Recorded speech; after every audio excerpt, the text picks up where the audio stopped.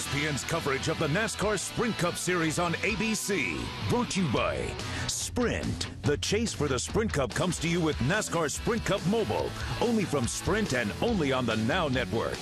Aflac, ask about it at work. Chevy, the most wins in NASCAR history. That's an American Revolution. And McDonald's. 4 races to go in the NASCAR Sprint Cup season, and today it is Atlanta. 43 drivers ready to tackle this very fast track on a beautiful fall afternoon. 48 is the number that they're all chasing. Jimmie Johnson starting on pole. Several drivers hoping to upstage Jimmie today, though, Shannon. One of those drivers is Jimmie Johnson's Hendrick Motorsports teammate, Jeff Gordon. It's been 37 races since Gordon's last win, and he says that this team this season has just been a little off, but they've been working very hard to try to catch up. Now, as for this weekend, Gordon said that in practice, he felt like some moments this team was great, and if they can just all put it together, then it'll be the rest of the field chasing the 24 all the way to victory lane. Mike Massaro? Thanks, Shannon. You know, in years past, when you come to Atlanta, the grandstands will be full of a sea of red. But for the Legion of Earnhardt fans, that color has changed to green. But for them, it's more than just T-shirt color. They're green with envy. Envy of other drivers' wins. So far in 2008, Dale Jr. has just one victory. But today, win number 2 could come. Remember, back in the spring, Dale Jr. led 62 laps and finished 3rd. He's coming off a strong second-place finish at Martinsville. Feels like he's got the momentum and could break through for win number 2 this afternoon. Alan? All right, Michael, a couple guys that we will be talking to here and talking about, keeping an eye on as we go throughout the afternoon. I know you've Rusty, been over in Memphis watching the NASCAR Nationwide Series race, but Carl Edwards looked awfully strong over there yesterday. Any of that momentum transfer for him here? Absolutely, it's going to. I mean, he's got a lot of momentum on his side right now. He's pretty well jacked up, and the team's got the morales really high right now, Alan. And we know he's really good at this style of racetrack. He'll be working that high side off of turn 3 and 4.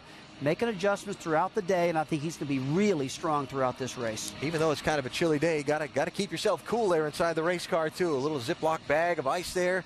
Tuck that up underneath the driver's uniform. Yeah, I wouldn't think he'd need that today because it's a pretty cool day out there. About 70 degrees right now. Going to be about 72, the high here. But this guy's he's in great shape, and he knows what he needs. Tell you who to watch today is Kevin Harvick. He was very fast in both practices. I think he's going to sneak up and get to the front today. Yeah, it's going to be really interesting to me to see how this new tire plays out over the course of 500 miles. This racetrack is one of the most demanding on that right front tire, and there are a lot of people curious to see how that unfolds themselves over the course. All right, time for these drivers to buckle up those window nets and get them cranked up. Let's go trackside for the command. Ladies and gentlemen, it's time for those most famous words in motorsports. Here to give the command, please welcome Senior Vice President of Merchandising and Marketing for Pep Boys, Scott Webb. On behalf of Pep Boys, Manny, Mo, and Jack, and NASCAR fans across our great land, gentlemen, start your engines! Bring them up, gang. Crank it. All right. Fired up. Crank it up. All right, fired up, buddy.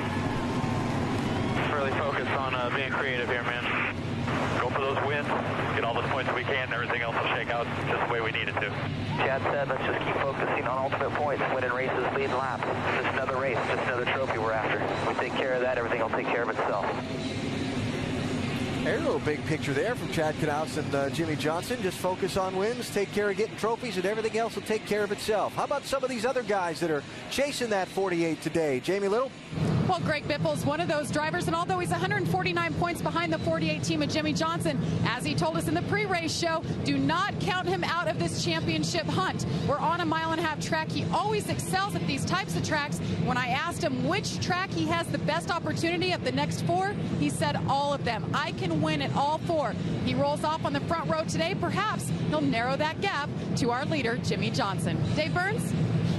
Jamie, Carl Edwards won here in 2005. In his 17th try, it was his first win in the Sprint Cup Series. Needed it in dramatic fashion, passing Jimmie Johnson on the final lap, coming off the final corner, just rubbing him to get his win here. I talked with crew chief Bob Osborne about remembering that. He said, I sure do. I knew we had something in Carl Edwards, but even he impressed me that day. Will we see the backflip again today? Well, we could, and it would tremendously help his chase chances. But he still has to have a down day from Johnson and others if his up day is going to mean anything. Doc?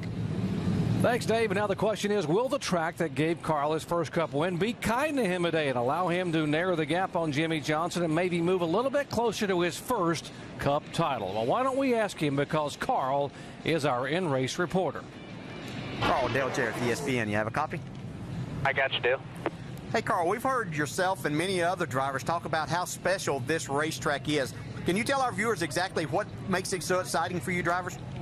There's a couple of things for me. I mean, right off the bat, 2005, the win here with Jimmy was just an unbelievable moment in my career. It really got everything rolling and meant the world to me. And then just as a driver, when you come here, you can race 3, 4 wide, right up by the fence, down by the line. I mean, you know how it is, Dale. It's just it's a blast to go down these corners and slide these cars around at 200 miles an hour. Yeah, that sounds like fun. Carl, our next question comes from our ESPN mailbag. Dave in Hastings, Nebraska would like to know, people are always sawing the wheel in the new car. Has your experience on dirt tracks helped you run well this season? Yeah, I think so, you know. Some of these guys never run dirt and they run great, but, racing places like I-80 Speedway up in Omaha or, in Sedalia, Missouri, or Holt Summit or Moberly, all those places, that really helps, I think, in a place like this. Being a mile and a half, it still drives like a half-mile dirt track as far as the momentum. All right, Carl, thanks for talking with us. Have a great day. And now Andy's going to talk to your crew chief, Bob Osborne. Hello, Bob. Andy Petrie, have you got us?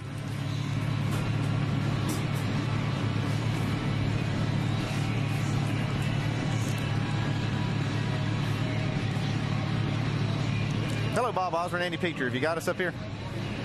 Yes, sir. How are you? Hey, pretty good, Bob. Sorry about the technical difficulty there. Tell us how the strategy here at Atlanta will be different than some of the other mile-and-a-half racetracks we've raced on this year.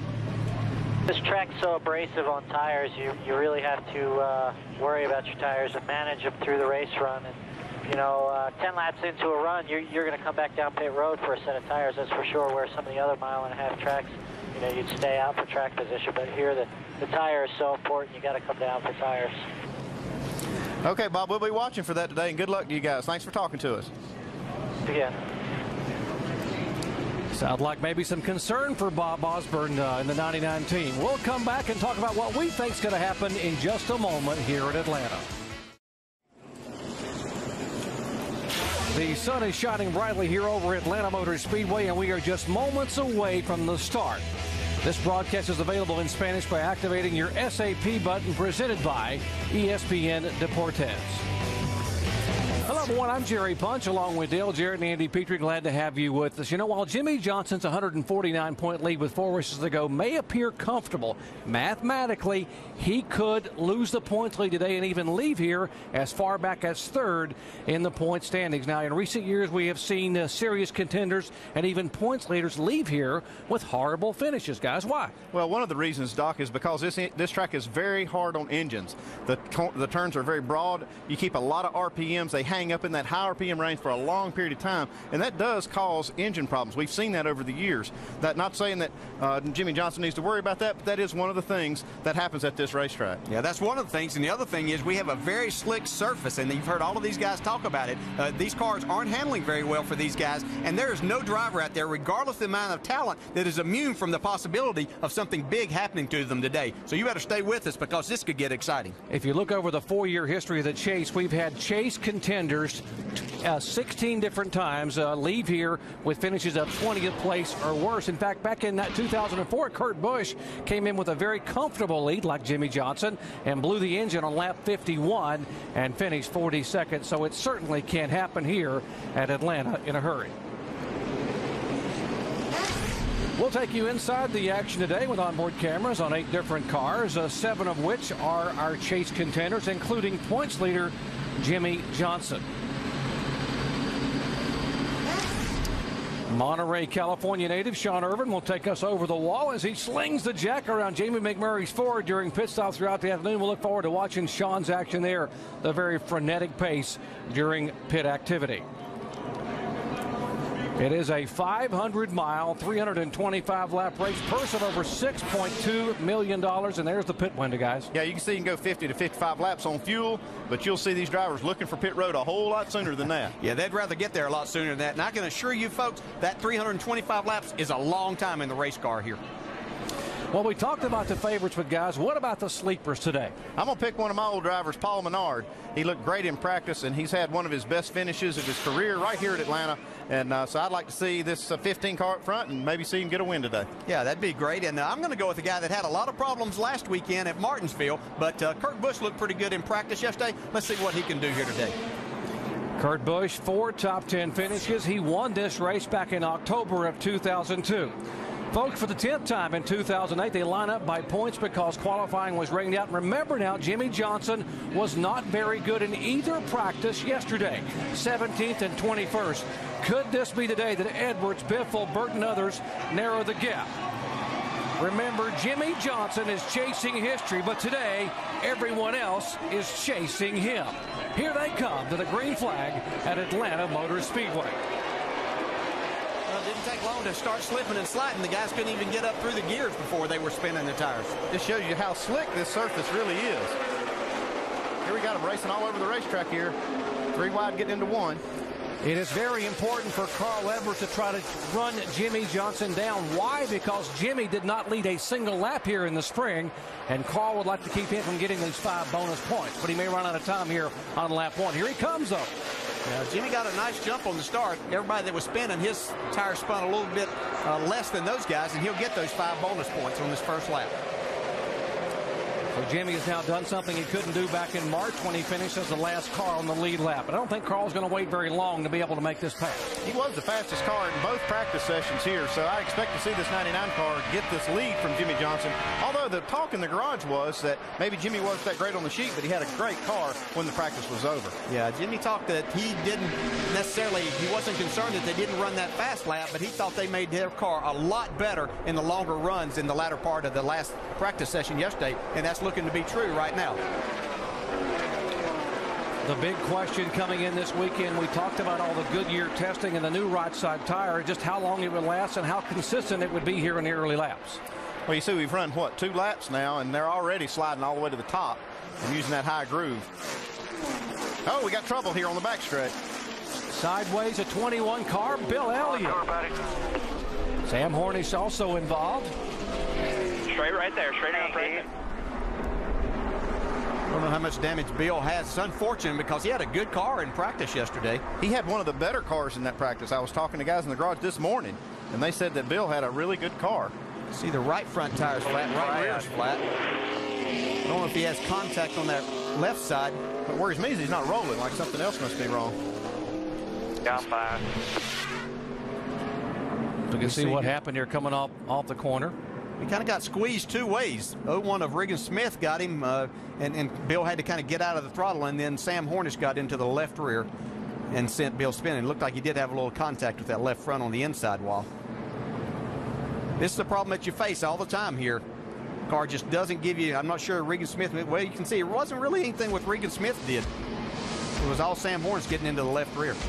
Awesome Bill from Dawsonville, a 5-time winner at Atlanta Motor Speedway, involved in the first car turn of the day. Back after this message and a word from our ABC stations. Under caution here at the Pep Boys Auto 500 at Atlanta Motor Speedway. Let's listen into the audio on the Greg Biffle radio a moment ago regarding the restart. Left way before the flag. Careful, but it's okay. That was ridiculous. That was complete ridiculous. Yeah, he's probably figuring that was the only lap he was going to get the lead all day. He was talking about the start of the race when Jimmie Johnson spun the tires. Here it is a moment ago.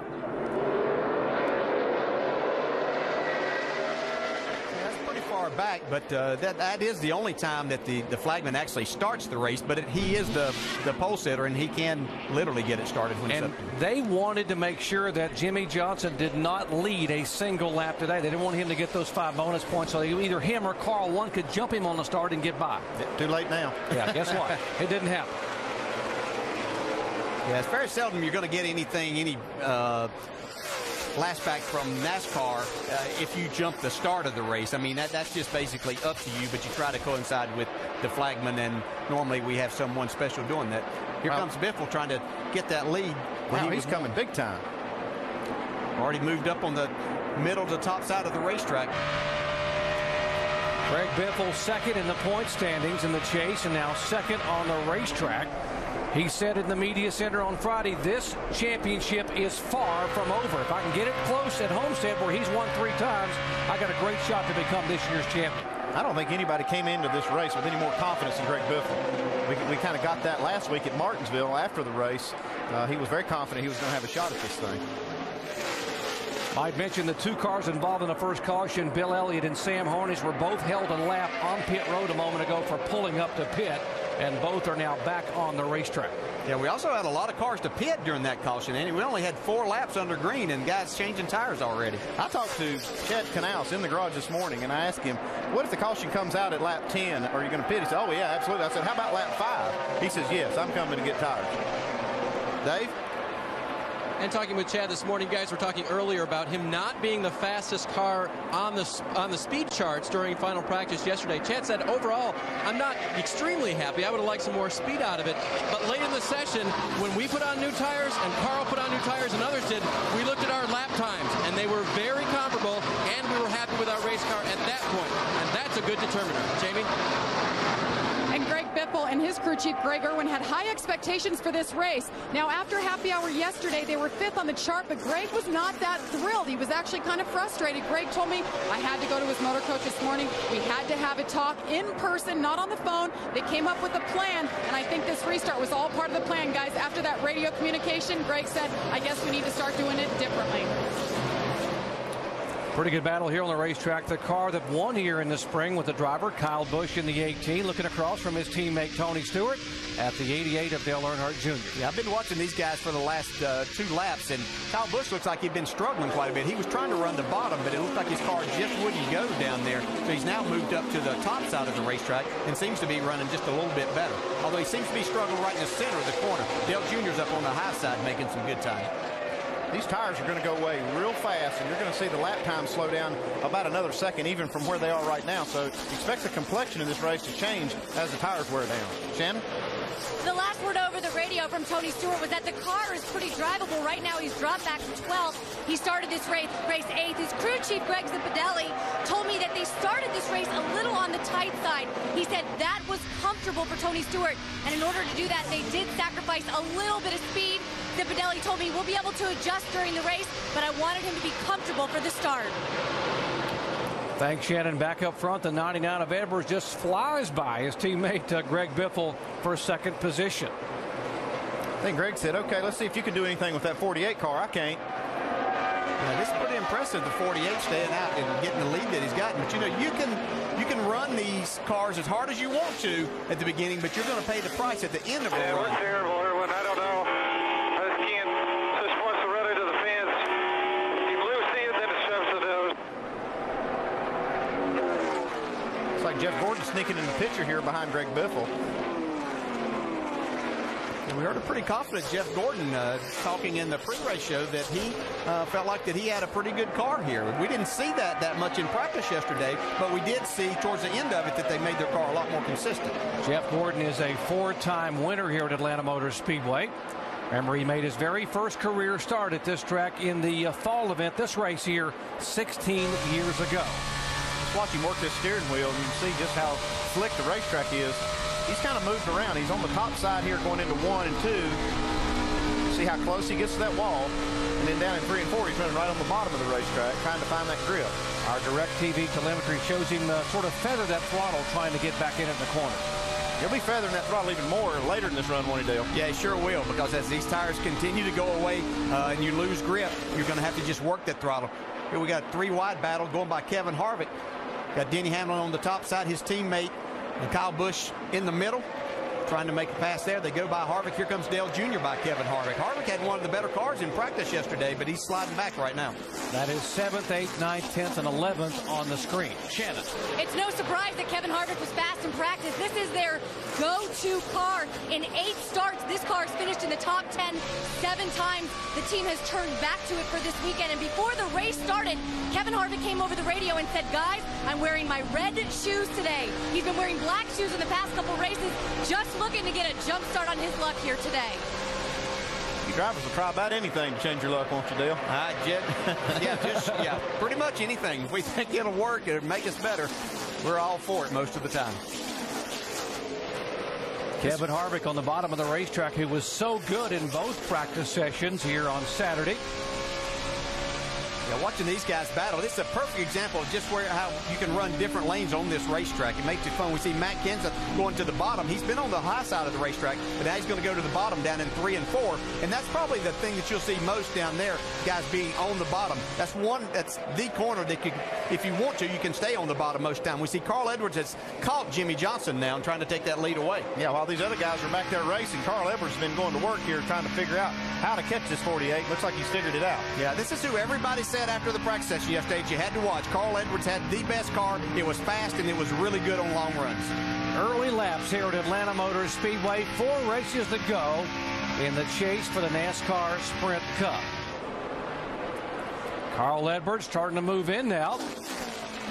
And it was a 1.2 second lead, and now Edwards digging on the bottom of the racetrack. He was one of the few cars in practice that could run right on that white line. Even though his car didn't look stable, it was pretty fast down there. Yeah, it's really a handful, especially down in 1 and 2 after you get some laps on the tires to get your car off of that corner with the momentum that you need. But you can see that Jimmy Johnson would actually pull him off of that corner and down the back straightaway a little bit. Jimmy goes to the bottom in 3 and 4.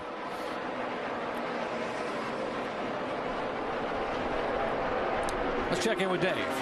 And you can definitely sense these two drivers and teams sizing each other up this weekend. Chad Knaus told me this morning the 99 is going to try to get out and lead the most laps and win the race.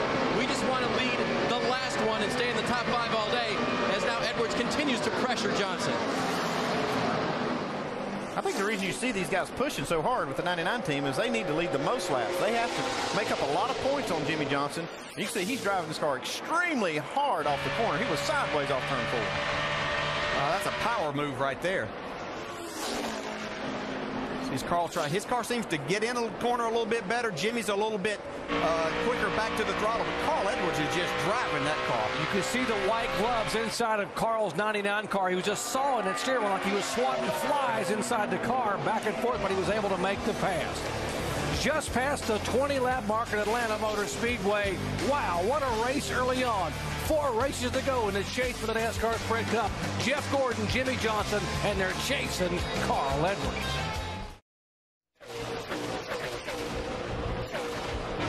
Let's take a look at our AT&T Crew Chief Challenge. At which of the remaining tracks is Jimmy Johnson most likely to suffer a bad finish? Is it A, Atlanta, B, Texas, C, Phoenix, or D, Homestead? To play, you can text the word crew to 191 on your AT&T wireless phone and send in your answer. The results will be shown later in the race.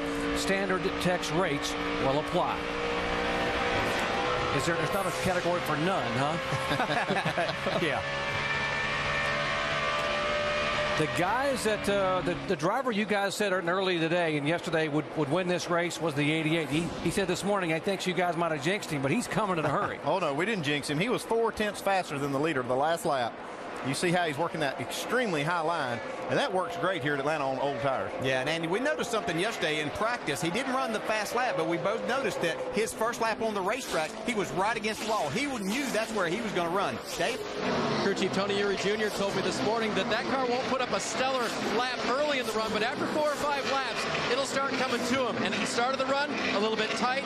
As the run went on, as he got up into the high line, a little loose. But as you've noted, very, very fast. Another car making a move is this 55 of Michael Waltrip. It started back in 29th position. Michael has now gained 14 spots in 28 laps. And all of it's been right against the wall, too, and that's not surprising. We know how Michael likes to get up there and rim ride, and he's doing a great job. Got himself up to the 16th spot right now. He had passed Ryan Newman. They keep battling for this 15th spot. Here comes the 88 going by Greg Biffle. Man, he made that look easy. Biffle struggling with his car, but Junior is on that high side really gaining a lot of time. He's just the quickest car out there by quite a bit right now. He was 5/10, over 5/10 faster than Carl Edwards.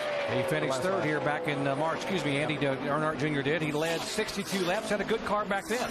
Yeah, he did. And you know, the one thing about this, and going with that route that Junior has taken, and that's running up at the top from the very beginning, you don't wear your tires as much up there. You don't have to put as much steering input, so you don't slide around quite as much. He backs off the gas early and then drives the car around the corner. Well, what's the disadvantage of running up high like Earnhardt's running? Well, there's really not any. I mean, at this point in time, there's nothing. You can't lay down. Whoa, he got That's into the disadvantage. That's what I worry about, is getting too close to that wall. Yeah, but he's not going to lay down a fast lap, but most of them are going to be good, solid laps. Let's see what Jeff Burton is running in terms of his line. This is the car that, whoa, a little bit of a wiggle, the car that he won with at Charlotte 2 weeks ago. He's still wiggling that car. That thing is out of control on the bottom. Mike?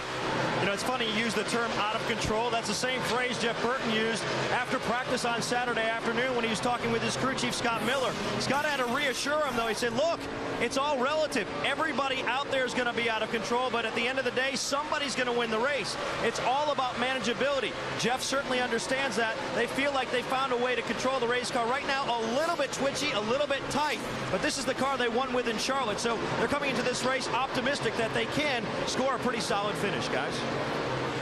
I can assure you Jeff Burton's going to be wore slam out by the time this thing is over, the way he's fighting that car. But he's doing a great job with it, and it takes a lot of time, a veteran driver, to be this patient with that race car. But he's doing a great job up in the 6th spot. Remember, he is 3rd in the point standings, just 152 back of Jimmy Johnson, maybe the best shot he has had in the last 5 years to win a Cup Series title. 78 car, Joe Nemechek, front row Joe, about to be overtaken by the 99, our leader. Joe is back in 41st position. Now, Carl Edwards is out front. Of course, if you remember back just a couple of races ago, how much that meant at Charlotte to be out front. But he's actually, the last few laps, has been slower than Jimmy Johnson in that 2nd spot, and quite a bit slower than Dale Jr. as we see him now making this pass on Jeff Gordon for the 3rd position. That's one thing that's neat about that high line, too, is that you really don't get held up much. I mean, you can see he just basically has it all to himself right there, able just to motor right on by the 24. Yeah, he'll find some guys that'll give him a little more competition later on in trying to hold him off of that spot. Jamie? Well, guys, the track conditions certainly changing. You're starting to hear different things from drivers now. Jeff Gordon's plan with his crew chief, Steve Letarte, he said he wanted to make Jeff, quote, comfy the first 300 laps and then free him up at the end. But Jeff just said he's a little loose in, pretty loose off, and he's tight through the middle. But overall, pretty happy with the car. And Steve Letarte told his driver, hey, man, today is your day. Don't worry about being polite on the radio. It's getting serious, guys. I think they want to go for that win. Trouble on the track. Car in the wall is Scott Riggs up into the outside wall there in turn 3. Yeah, we've run about 35 laps, and we expect to see the highest tire wear in these first laps, and that may have been what you saw here. Looks like the right front tire's down on this 66. Yeah, he's one of the cars that did the tire test. So I was going to say, kind of ironic that guy that did the tire test here, one of the 3 drivers, would have a tire issue here early on. So we can see what happened to Scott going down the backstretch, entering the corner there. To get a little help. Oh, yeah, that's not a tire problem. That thing went flat because of the contact. Yeah, a little contact from Elliott Sadler there. Elliott was trying to pull out and make the pass and seemed to misjudge that just slightly. This will be a great opportunity for these cars to get in here and check the tire wear. The thing is, when you have this little grip, it doesn't take much with these cars to send them the wrong way, and unfortunate for Scott Riggs today. Pit road will be open. We are under caution for the 2nd time a day, and the 78 car, Joe Nemechek, will get the free pass. He's the first car a lap down. He'll be able to go back and get back on the lead lap. That'll mean we now have 40 cars that are still on the lead lap. Look how busy this is about to be in the pits here as they get ready to come down at 45 miles an hour. It's going to be busy down there. These guys are all going to get 4 tires. You won't see any 2-tire strategy here. Here they come. Follow the leader. Headed to you, Jamie Little. And Jeff Gordon, as we reported, tight in the middle, a little loose in, loose off. They're going to make a wedge adjustment to fix those conditions, and 4 tires for your 4-time winner. That long trek down into his pit box. You see the crew go around to the right side, working on those right side tires. Pretty good. He's comfy in the car. That was the key, as Steve Letarte's crew chief told me. Work around the left side, and 4 tires for Jeff Gordon. Dave? Jimmy Johnson and Carl Edwards pit one right next to the other. Carl Edwards will take the air pressures down on the left side, just a little bit tight at the start of the run. Jimmy Johnson will get a chassis adjustment. His car was no rear grip off too, and Johnson will win off of pit road. He had that preferred pit stall, guys, and it's already paid off. And Kevin Harvick also forced out in the grass to avoid the car number 2 coming out. So, boy, how tight was it in the pits? Jimmy Johnson gains a spot. Carl Edwards couldn't get out. We'll settle it all when we come back in a moment. Monday Night Football, good matchup for you this week. The Colts at 3-3 taking on the last undefeated team in the NFL, the Tennessee Titans. Colts kind of need to get it going. Should be a great game. Monday Night Football, 8:30 Eastern on ESPN. Coverage begins at 7 Eastern with Monday Night Countdown delivered by UPS. Been a running back show for the Tennessee Titans so far. 8 touchdowns in 6 games this season. We'll see if the Titan running game can keep winding it up against the Colt defense. That was last week against Kansas City. The numbers for Tennessee as they won 34-10 to remain undefeated. Now here in Atlanta, let's talk championship racing-wise and the games we play. Watch how Carl Edwards pulls into his pit box and Jimmy Johnson his. Oh, Jimmy just comes in and he's legal now. He's got the nose in the box. The back of the car can hang out. But because of that, when they get rid of lead pit road, Carl Edwards can be blocked in a little bit. That's going to hurt him. So that's going to make Carl mad. And he'll probably get a little talking to. It's going to make Carl a little upset. I think Jimmy didn't do it on purpose, though. You guys talk about games. I think it's just inadvertently happened. We'll see. Little log busy down there. Look, 18 comes out on the 2. 29's forced out in the grass on by. I don't know. And about that 48 deal, you know what it's like under the boards. 4 to go. They're under the boards, man. And that was a legal pick. That is a legal pick. Yeah, Ooh, legal I like pick. That. That's good. And DJ, I thought a mistake on Edwards' part in that 99 for pulling in nose close to the wall with his car instead of pointing it out the other way. Yeah, that was a little bit close for him, and I'm sure Carl's going to stop a little bit shorter and with his nose pointed out the other way now that he sees how the games are being played today. And the 88 car lost 3 spots. He had to wait for the 22 car to pull in, so that cost Dale Earnhardt Jr. 3 spots. A little gamesmanship there on pit road. Let's see if Carl now can catch Jimmy on the racetrack and go back by. I don't think he's going to want to waste much time. I think his temperature's up just a little bit after that little pit road incident. Nothing illegal about it. Both of these cars have stretched the lead on the 3rd place car. Here goes Carl. Jimmy's not giving it to him. Well, Jimmy's car in that first run was awful good on the new tires, and these guys are saying after practice yesterday that they felt like they got at least 7, 8, maybe 10 good laps out of the tires before they started really going away. You can see Carl, he's sawing the wheel already. You can see those gloves in there. He just joined our coverage. Jimmy Johnson was the pole sitter by virtue of starting by points. He has led twice now for 23 laps. Carl Edwards has led once for 16 laps. Scott Speed led a lap during that caution flag when everyone else pitted. He stayed on the racetrack. But we're telling you the laps led because it's very important that Carl Edwards lead the most laps today or not allow Jimmy to do that. Racing going on everywhere. Here we see 3 wide racing. Brian Vickers, Jamie McMurray up on the high side. They split Clint Boyer there. This 26 car has been strong the last few weeks, and it looks pretty good right now in the early part of this race. Yeah, and these are the type of racetracks that Brian Vickers has been very strong on. Even though he ran a good race last week, they got that severe penalty for messing with the sheet metal on their race car. Right side of your screen, 20 car. Tony Stewart trying to make a pass there. That would be for 16th position. Stewart, Clint Boyer behind him. The 8 car of Mark Martin. Here goes Edwards. I'm going to try to make that pass off 2. I don't think you can do that on the bottom coming off of 2. You might get up beside him and then beat him down into 3 if you got. You'd have to really get a good run because you just have to come out of the throttle right at that point. Carl's car is really good getting down into the corner. See Jimmy get back to the throttle. I think Carl lost the front end just a little bit right there as he got really close to the 48. You can hear him getting the throttle pretty hard and then have to get out of it all of a sudden. So you can see how the track's already getting slick. Here's the 17 car of Matt Kenseth. And DJ, you were watching these guys on pit road a moment ago. They get it done every single week. Yeah, they do get it done. And part of that is Matt Kenseth doing his job getting in there. But these guys for Matt Kenseth do a great job in the pits. And they pick that first pit box coming in off of turn 4. And I think that's not a bad thing to do. Lets them get back to it, get their car, and he's on the move after that and doesn't have to worry about a lot of other cars and certainly nobody blocking him in.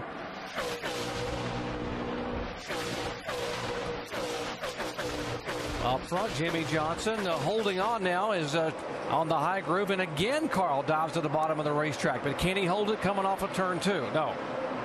Oh, this has been a hornet's nest right here. Montoya is working the top side of the racetrack. These guys were 3 wide all the way off turn 4 to the start-finish line last lap.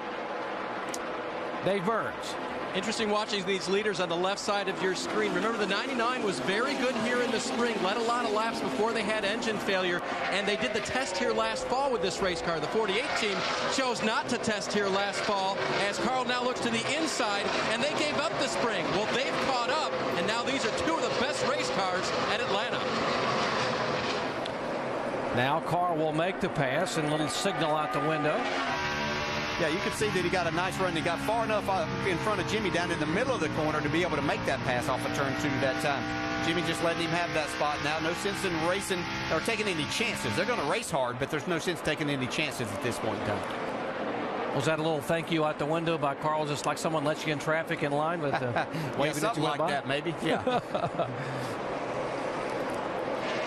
We mentioned the 55 car of Michael Waltrip had been on the move from his 29th starting position and running the high line, but it can be trouble for you. It can be risky when you're up there in that high line. There's just not much room for error. Michael just a couple of laps ago. Oh, a little wiggle there off of turn 2.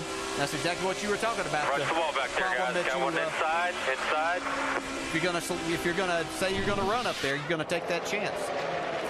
Still moving forward. That wasn't enough to hurt this car, though. That's what we've seen, isn't it, Andy? No, we've seen cars, this new car, take licks a lot harder than that and still be very competitive. You see Michael still digging up there. This team has really come on the last 3 or 4 races. Michael Waltrip's 1,000th start. If you combine the NASCAR Sprint Cup, NASCAR Nationwide Series, and NASCAR Craftsman Truck Series, this will be his 1,000th major NASCAR Touring Series start. So quite a career for Michael. He'd like to be able to celebrate with a win in Victory Lane. And he is moving. He's moving, and these guys, you see all that racing right behind him. He's on the inside of David Reagan right here, but these guys are just all over the racetrack, just trying to find some grip somewhere that they can translate into some speed for them. Tough racetrack to race on, tough place to pass on. The guys love to race here. It's a lot of fun, but it makes it difficult. Cousin Carl back up front now for the 2nd time a day. Has now led 20 of the 49 laps. Carl Edwards said he will always remember this racetrack because he got his very first victory here in the spring of 2005. Kenny, hold on. We'll be back after this message and a word from our ABC stations. Carl Edwards, a leader of the Pep Boys Auto 500 in Atlanta. Aerial coverage brought to you by our good friends at Goodyear. Get there on Silent Armor technology with the strength of Kevlar for toughness and a comfortable ride. How comfortable is Carl Edwards right now in the 99 car? Why don't we listen in on his radio? The engine changed pitch a little bit. I tried both boxes, both distributors. It's the same. The oil pressure, everything's good. I will go back to AA on your switches then. I got them. Well, it looks like his lap times are holding up well. I don't know what the pitch change is. I mean, they've kind of speculated back and forth on what it might be. Looks like the engine's running fine at this point. Yeah, sometimes you slow down a good bit, Andy. We were talking about this, that it does change the pitch. Whenever you're running, you start out lap times about well over a second faster than what they are running right now. It just doesn't sound as crisp. Could he be a little gun shy? Remember back here in March, he led 33 laps and then boom, the engine went away and he finished 42nd. Oh yeah, I'm always gun shy when we come to Atlanta. This is just one of the hardest tracks on engines. I don't know why it is. I guess it's just, you know, the sustained RPMs. But this is a hard track on engines. Yeah, and then they just had the ignition problems that they had at Charlotte. So I'm sure that Carl's hearing everything right now, knowing he has this good a race car, even though he's having to work hard in that driver's compartment. Watch him work the steering wheel here. Wow. I just can't get over how hard he's driving this race car. I mean, we're going 170, 80 miles an hour through these corners, and he's turning right as much as he's turning left. Yeah. You might think Jimmy Johnson would be reeling him in as hard as Carl is working, but that is not the case. Carl has now... This thing sounds terrible. 10-4, about 10-4. Might just be an exhaust leak or something. Now they're still saying it sounds terrible. Here comes Matt Kenseth. He's trying to take over that second spot. A lot of guys in the garage area talked about Matt Kenseth yesterday in practice how good his car was, especially on a longer run. So he's trying to take that second spot away from Jimmy Johnson. You hear you hear Carl Edwards complaining about the car and the engine, and you see how hard he's driving and how it's probably not handling that great. He's still the fastest car on the track the last lap. He's at least faster than the cars that are running second and third here. Yeah, he gets pulled away by 2 seconds over these two.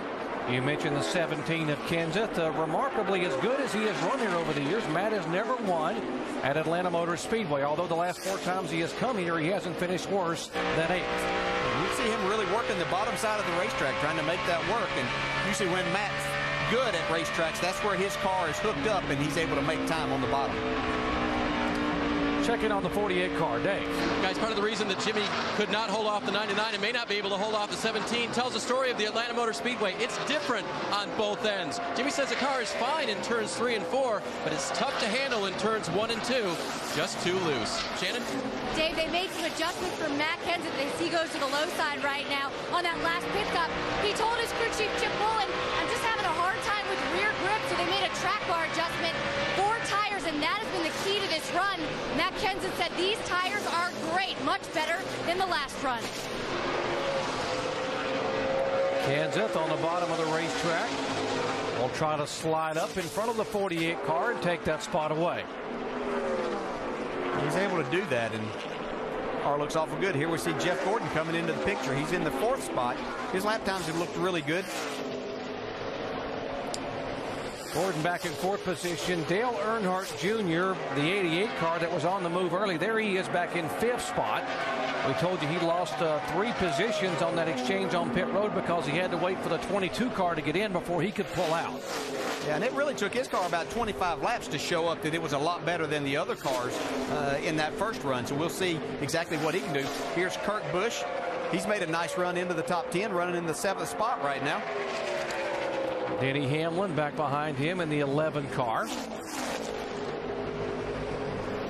Mike? Well, speaking with Pat Tryson earlier this morning, he felt like this was a pretty good opportunity for them to finally get to victory lane. It's been quite some time. Feels like they hit on some things back in Charlotte. Now, this is not the same car they ran in Charlotte, but they've been able to apply some of the same principles. He told me back in the spring they were real tight. It's been just the opposite so far today. They started the race a little bit loose. Last time down pit road, they took a pound out of the right rear and a round out of the right rear. That's tightened them up, and Kurt feels pretty good about the race car right now. Andy, when you hear all that from a crew chief, all the things they're doing, are they doing some R&D for next year? Because they're not in the chase. They really don't have a lot to lose. Well, they could be, but they really want to win now. They've got a good car here. They're trying to get some wins before the season's out. So, yeah, and you can take anything you learned this year and apply it to next year. Here's a guy that really wants to get a win before the season is out. Jeff Gordon, going by his teammate, hasn't won since October at Charlotte a year ago. Jeff is a great finesse race car driver, and that's what it's going to take today with the way this track is getting so slick. There's 300 cars right here running 3rd, 4th, and 5th right now. See Dale Jr. starting to chase these guys down again after he get a few laps on the tires. We heard Ray Evernham talk in the countdown show about making small adjustments, Andy, and not going too far, because a lot of times I don't think this racetrack's changing one way. You always started out a little bit loose on this in this race, and then sure enough, you make an adjustment. The next thing you know, you're way too tight in the center. It does seem like this racetrack's so sensitive to small changes. You make a small change, and it makes a big difference in the car. And I think that's what Ray is talking about. You got to be careful not to go too far with it, because sometimes these drivers can really holler. I mean, they think they got big problems, and you tend to make a big adjustment for it. But you got to be restrained in some of the things that you do to change the car. Is the lack of grip at this racetrack related to the racetrack itself getting worn out, the car, or the tire? Combination, total combination of all of that. You know, there's a little bit of everything. Andy, we talked the other day about how this surface is so light gray now. That just tells you that it's worn out. But the car also, as we see Junior trying to take that 4th spot away, Jimmy Johnson losing positions here, are still early in the race, but he knows with each one of those he's losing some points to these other guys in the chase. I think that's one of the reasons you see these guys run so high. That asphalt at the very, very top of the racetrack has not been worn on and run on as much as it is in the bottom and the middle of the racetrack. So that's why they move up looking for that grip. And I will say that, to clarify what I was talking about, Jimmy's only losing points to Carl Edwards because he's still ahead of Greg Biffle and Jeff Burton at this point in time. Here's a car that's struggling, the 07 of Clint Boyer, back in 23rd position, although he's trying to battle by the 9 car of Casey Kane to take that spot away. Jamie. Yeah, you guys are talking about losing positions. That 07 car was pretty good up until the pit stop. They decided to make an air pressure adjustment on 3 of the 4 tires. That left front was left alone. Well, that sent the car in the total wrong way. Cliff Boyer yelling on the radio saying, this car is so loose, I can't drive it. He's silent right now. The team's trying to keep him up and saying, next pit stop, we'll take that air out, guys. Very, very tough right now for the 07. These guys are going to earn their money on a long afternoon. Lots of speed at Atlanta Motor Speedway, but very little grip and lots of hold your breath racing. You're watching ESPN on ABC. 72 laps in the books at Atlanta Motor Speedway. Carl Edwards is holding on, and I use the term holding on literally here to the lead at Atlanta Motor Speedway. Big issue was the tire, the new tire here, but boy, they're dropping off in a hurry. Yeah, you can see these lap speeds just keep falling off. The more laps they run, they'll be looking for tires. They would love to see a caution right now to put new tires on, but they're going to have to go about 20 more laps, 25 more laps before they get that. Where is our points leader, Jimmy Johnson, who has led 28 laps today? He keeps sliding back. He's now back in 5th position. There's the 48 car sliding by. Remember, back in the spring here, he finished 13th, the last car on the lead lap. Now, we asked in our AT&T Crew Chief Challenge at which of the remaining tracks would Jimmy most likely suffer a bad finish. Survey says, wow, Homestead. Well, he hasn't won at Homestead. Maybe that's why, because he hasn't had to win at Homestead because he's been so good in the points. But, folks, I wouldn't count on Atlanta today because a lot can happen at this racetrack. Here's a couple of RCR cars, and DJ, these guys are struggling. Yeah, they really are. Kevin Harvick thought he had a good car. We see the 48 here. We're getting a report that something is happening with Jimmy Johnson. Well, he just pulled down on the inside and let a car go by him, and now he's back. It doesn't seem like Chad Knaus is too concerned. I believe Kurt Busch had been catching him, and I'm not sure that Jimmy's just really, really struggling. Dave, what's going on? He only had one word, evil. TJ, what's an evil car like to drive at Atlanta? Oh, it is no fun whatsoever, I'll assure you, because of the speed of this racetrack. When you get one that's not handling well and you're wearing the tires, you can see Jimmy just searching around here. It is no fun at all. Chad must be heavily medicated. He doesn't get very excited. Even when something like that happens, he's pretty calm and collected. Yeah, he's pretty calm. We see Michael Waltrip still trying to make some headway here. He's gotten himself up into the 13th spot, trying to take another spot away here from Casey Mears. To the 12th spot, and Greg Biffle right in front of him. He's on that high side, making a lot of time. Another car right behind him is Juan Pablo Montoya in that 42 car. He's been coming too. Yeah, he had one of his best runs on an oval. I remember here last year, that great run. I think he ended up finishing 5th in the race. His very first top 5 finish for Montoya came here last spring. You're exactly right. Now, how evil was this 48 car? Talk about drivers having your hands full. Watch this, guys. Yeah, this is, I think we're going to see what happened to him. Is he almost wrecked? Wow. Just as we said at the top of the show, there's not a driver out here, regardless of talent, that's immune to possibly wrecking a car here today. See his onboard, you come off the turn 2. It looked like he was almost on the straightaway, and then he almost wrecks. Outside, by himself there. Clear. They get your attention in a hurry, I'll assure you. Dave? And it's interesting, guys, in talking to Chad this morning about Jimmy racing this racetrack, as those hands work on getting that car around here. He said Jimmy's good at going out and, quote-unquote, finding grip anywhere he can in the track. He said, I don't know if it's because of his off-road experience or what, but he's able to do it. I tell you, that experience is probably paying off right now. Remember, we told you that we're not wishing anyone any bad luck, but with a 149-point lead coming in, if he has trouble today, he could leave here 2nd or 3rd in the point standings. We are closing in on pit stops. When more Carl come? We'll come back and cover it in just a moment. Next week, the chase for the NASCAR Sprint Cup is on to Fort Worth and the Dickies 500 at the Great American Speedway in Texas. 3 Eastern time on ABC. Jimmy Johnson been very strong there, but so haven't Carl Edwards. Jeff Burton's won there before. It could get really interesting. It's always a good race. Let's see how the championship plays there. Next Sunday, 3 Eastern, the Dickies 500 in Texas on ABC. Here today at Atlanta, we continue on a long green flag run. We might actually get a full fuel load under green, and at a track that's tough on tires, with a new tire here for the first time, Rusty Brad Ray. How nervous are the drivers? How nervous are the crew chiefs getting, hoping they're not the caution? Well, I bet there's a bunch of them thinking the same thing you just said, Alan. Hope I don't blow a right front tire or wear a right rear tire out or something like that, because we've been down here monitoring the speeds. These guys have fell off almost 3.5 to 4 seconds. I mean, that is a ton. They're running on the bottom of the track and on the top of the track. Honestly, they're running areas that they generally don't run because the cars are just so slow. I'm really surprised at how much of fall off there's been. I knew there was going to be some. We knew there'd be a couple of seconds, but we're seeing almost 4 seconds of fall off time on these race cars. That's incredible as they get near the end of their fuel run. Yeah, this is looking like old Darlington, except they're going 30 or 40 miles an hour faster. And what you want to be careful of is that the reason that you aren't the next caution is that you blow a tire out. So we'll have to take a look and see if they got any shots for us to see how badly these tires are worn.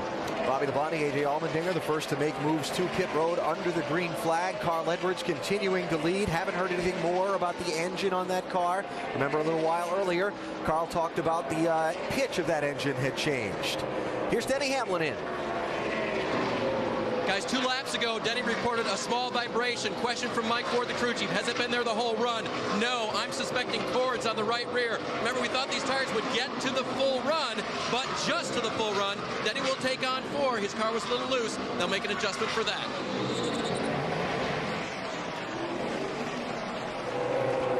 Elliott Sadler on pit road for his scheduled stop. Saw some cars come down a moment ago, guys. Saw Bobby Labonte in the pits, and he had that Atlanta stripe on the right side of his car. Bobby's a 6-time winner here. Let's go to the 5 pit. Jamie Little. And Casey Mears coming off a 6th place run at Martinsville. Great for this team. Their last pit stop, they just made a wedge adjustment. He says the car is pretty good. They wanted to get off pit sequence, and the 07 of Cliff Boyer. He desperately needed a stop. As I was reporting, he said he was plowing the nose and he was so loose off he couldn't drive it. They're going to take a big stab at it, put that air pressure back in. Shannon? Jamie, the first run, Tony Stewart said he was too tight. They made a wedge adjustment. Now he needs more grip. As you see them go to work on that 20 team as they go to the left side. 4 tires for Tony Stewart in that 20. He's back in the top 10. Kyle Busch says the car wants to step out every time he's on the gas. They're going to make an air pressure adjustment, also a wedge adjustment on that car. Also said he's using up the right rear pretty good. A 4-tire change in fuel for Kyle Busch. 2 things you'll hear these guys say all day long: more grip, more grip. Here comes Montoya. It's this time, stop short and point out the 48's coming with us. Montoya, right side of your screen, had moved up into the top 10. There's a 99 coming in. Carl Edwards. Jamie? And Greg Biffle lost quite a few positions after the last stop. He was extremely loose. He, too, saying he couldn't drive. They're going to take a huge change here. That was part of the plan. They wanted to work this car right in the beginning, and he's down and away. Dave? Carl Edwards is in his pit box now. You heard him coach his driver, Bob Osborne, did how to stop short and point out so they didn't get blocked by the 48 this time. They'll make a wedge and down in the left side air for Carl Edwards. Adjustment, a little free on the gas. Meanwhile, 48 of Jimmy Johnson is in the pits as well. They'll make a wedge adjustment for Johnson. Remember, his car was evil, loose on the gas. They'll put on 4 fresh tires on the 48 car, our championship leader, and he'll make his way up pit road. Carl Edwards, by the way, got off cleanly. So does Johnson. 31 coming out. Burton racing along beside the 88 of Earnhardt going in. Dave. And Dale Earnhardt Jr.'s car was loose. He called it dancing around on the right rear. You see the wrench going in the rear window. That'll be a wedge adjustment for Junior at this point. They'll also look at an air pressure adjustment as well. Junior's car very good in the practice sessions here. Expected to be one of the front runners, and using that high line has done it so far. And now Jimmy Johnson has got a penalty, guys. Apparently too fast entering on pit road. He'll have to re-enter and come through at pit road speed, and that will slow down his progress here today as the field continues under green, guys. Speed. Don't speed. Well, Dale, you called it. Dale saw him come off of pit road, or off the racetrack on the pit road, and said he could have been speeding. Yeah, he really locked up the front tires and coming in. He just didn't look like he ever got slowed down enough in that first segment. So, unfortunately, know how that is. He's as he goes off of pit road, there goes Carl Edwards by him to put him a lap down. We had been wondering all chase. Everyone else in the chase, the other 11 drivers had issues. This Team 48 had been bulletproof. When would they have their first mistake? It has come here at Atlanta Motor Speedway. It's really difficult pit road to get on. You can see here, we can see Jimmy Johnson coming off. He really drove it around the corner a long way trying to get that, but you can see locked up. That first segment is from the yellow line there to the white line, so he never really had a chance to get that slowed down. Comes Kurt Busch on the outside of Matt Kenseth here. This is a battle for second place. The 84 car also too fast, exiting pit road. That was Scott Speed, making only his second start in this series. Moving in toward 100 laps here, we have had 5 different leaders, 7 lead changes at Atlanta Motor Speedway. Carl Edwards has led 3 times for 62 laps. Back after this message and a word from our ABC stations. Moving in on lap 99 here at the Pep Boys Auto 500 at Atlanta Motor Speedway. Carl Edwards has now led 3 times for 67 laps. Jimmy Johnson, our points leader, is now being shown in 29th position, 1 lap down. There are 20 cars on the lead lap, so that means there are 8 cars in front of Jimmy. He'll have to get by in order to get the free pass if we have a yellow flag. Pretty good battle here. Yeah, Kurt Busch made a great pit stop and got himself up. He actually got out in second spot when the pit stops cycled out, and he lost that second spot to Matt Kenseth. And now Jeff Gordon trying to take the 3rd spot, but a great run for Kurt Busch.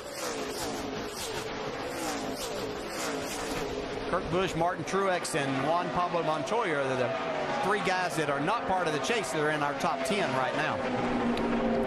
Last time we were on a 1.5-mile track, Kurt Busch had a good run at Charlotte, finished 3rd that evening at Lowe's Motor Speedway. Yeah, his car looks really good in the longer runs. He hasn't shown the speed as they had the new tires on, but as they get laps on the tires, his cars look really solid. There's the 88 car, Dale Earnhardt Jr. back in 5th position. It is Edwards, Kenseth, Kurt Busch, Jeff Gordon, and then this guy. And he is being shown about 9.5 seconds behind the leader. He's changed his line. You see him running on the bottom of the racetrack now. He was pretty well committed early in the race to the top side of the racetrack, but that last run, he just wasn't quite as good. He wasn't. He's struggling right here, right now on the bottom side of the racetrack. Behind him in 6th position would be the 1 car of Martin Truex Jr. Yeah, nice run from Martin Truex. They've had some good runs here lately, but this is a nice run here today. Got himself up in a good position. He's been pretty much committed to that high line also, but making good time. He's a little over 13 seconds back of our leader right now. The DEI cars have really run well here the last few races. Dale Earnhardt Incorporated cars. We keep mentioning the good run. You can't help but note how well this 55 car is running even after Michael bounced it off the wall. Jamie. Guys, Michael Waltrip really happy with his car today. You know, the big story coming in here for this team, him, of course, being a team owner, they want to get better. They're building their notebooks with this new car and this team. And when they came here in the spring, he said flat out, we just brought the wrong car. We were not ready. Of course, they were a little behind because they didn't qualify last spring. So really happy right now. He said he feels like he's better than a lot of the cars out there. He was just sliding the nose a little bit. But so far, so good for the 55. Here's a scramble. The 70 car backs out, said you guys can wreck without me. That's Tony Raines. Here's Juan Pablo Montoya up high. Montoya up high in the 18 car of Kyle Busch on the inside. Yeah, great battle going on here. You can see Montoya trying to take that spot away from Kyle Busch. He does it easily. He's able to do that. That's 8th, 9th, and 10th on the right side of your screen. On the left side, we'll see the 24 car. Jeff Gordon trying to use that bottom line to take the 3rd spot away from Kurt Busch. So See Gordon slide up there. Kurt Busch going to give him that spot for right now. He has a good car. We're seeing some battling right there. Wow, look at Casey Kane right in front of him. He is all over the racetrack. Oh, he's still sideways.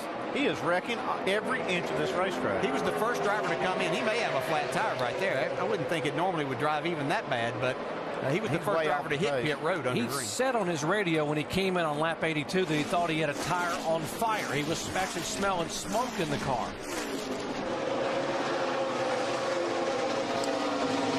He's been sideways all over the track, including moments ago. Watch the points leader back here, Jimmy Johnson, and watch the 9 have trouble. Casey's got this back end hung out all the way off the corner. Look, he's still on the straightaway, out of control. We saw him spin out in that very position in the first race here. Our points leader, Jimmy Johnson, by virtue of having to come back on pit road for a speeding penalty, is being shown 1 lap down in 26th position. And what does that mean to point standings? Well, he came in with a 149-point lead. Right now, it's just 93 points over our leader, our race leader, Carl Edwards.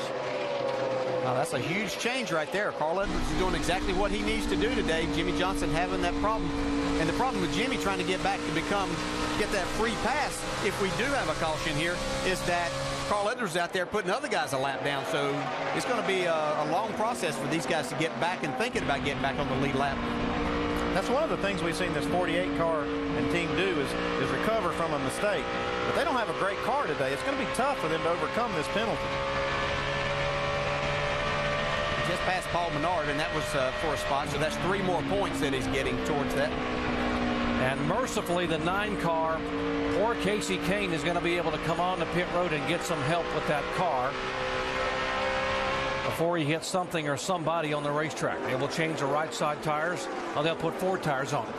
Yeah, he'd put 6 on if they'd let him. Yeah, 8 if all possible, guys. But, you know, this is going to mean these guys are going to have to pit about every 30 laps with the way that they're going there right now. 109 points complete at Atlanta Motor Speedway. Carl Edwards trying to get it done here in the fall of 2008. But back in 2005, it was a special weekend for Carl Edwards in Atlanta. He indeed was the last man standing.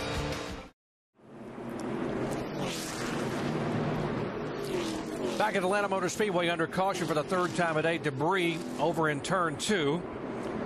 The free pass will go to the 38 car. He was the first car lap down, David Gilliland, and the cars will line up behind our pace car and come on for a pit stop.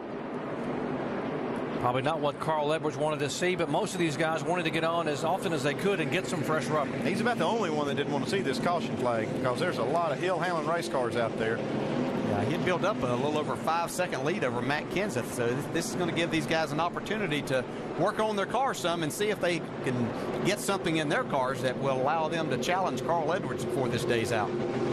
Remember, he got pinned in the first time because Jimmy Johnson was in front of him, but Jimmy Johnson, being a lap down, will not be able to pit until next time by. That effectively gives Carl Edwards the opening going out. He'll be the first car on the exit. You can see Matt Kenseth in that first pit stall coming onto pit road. Shannon?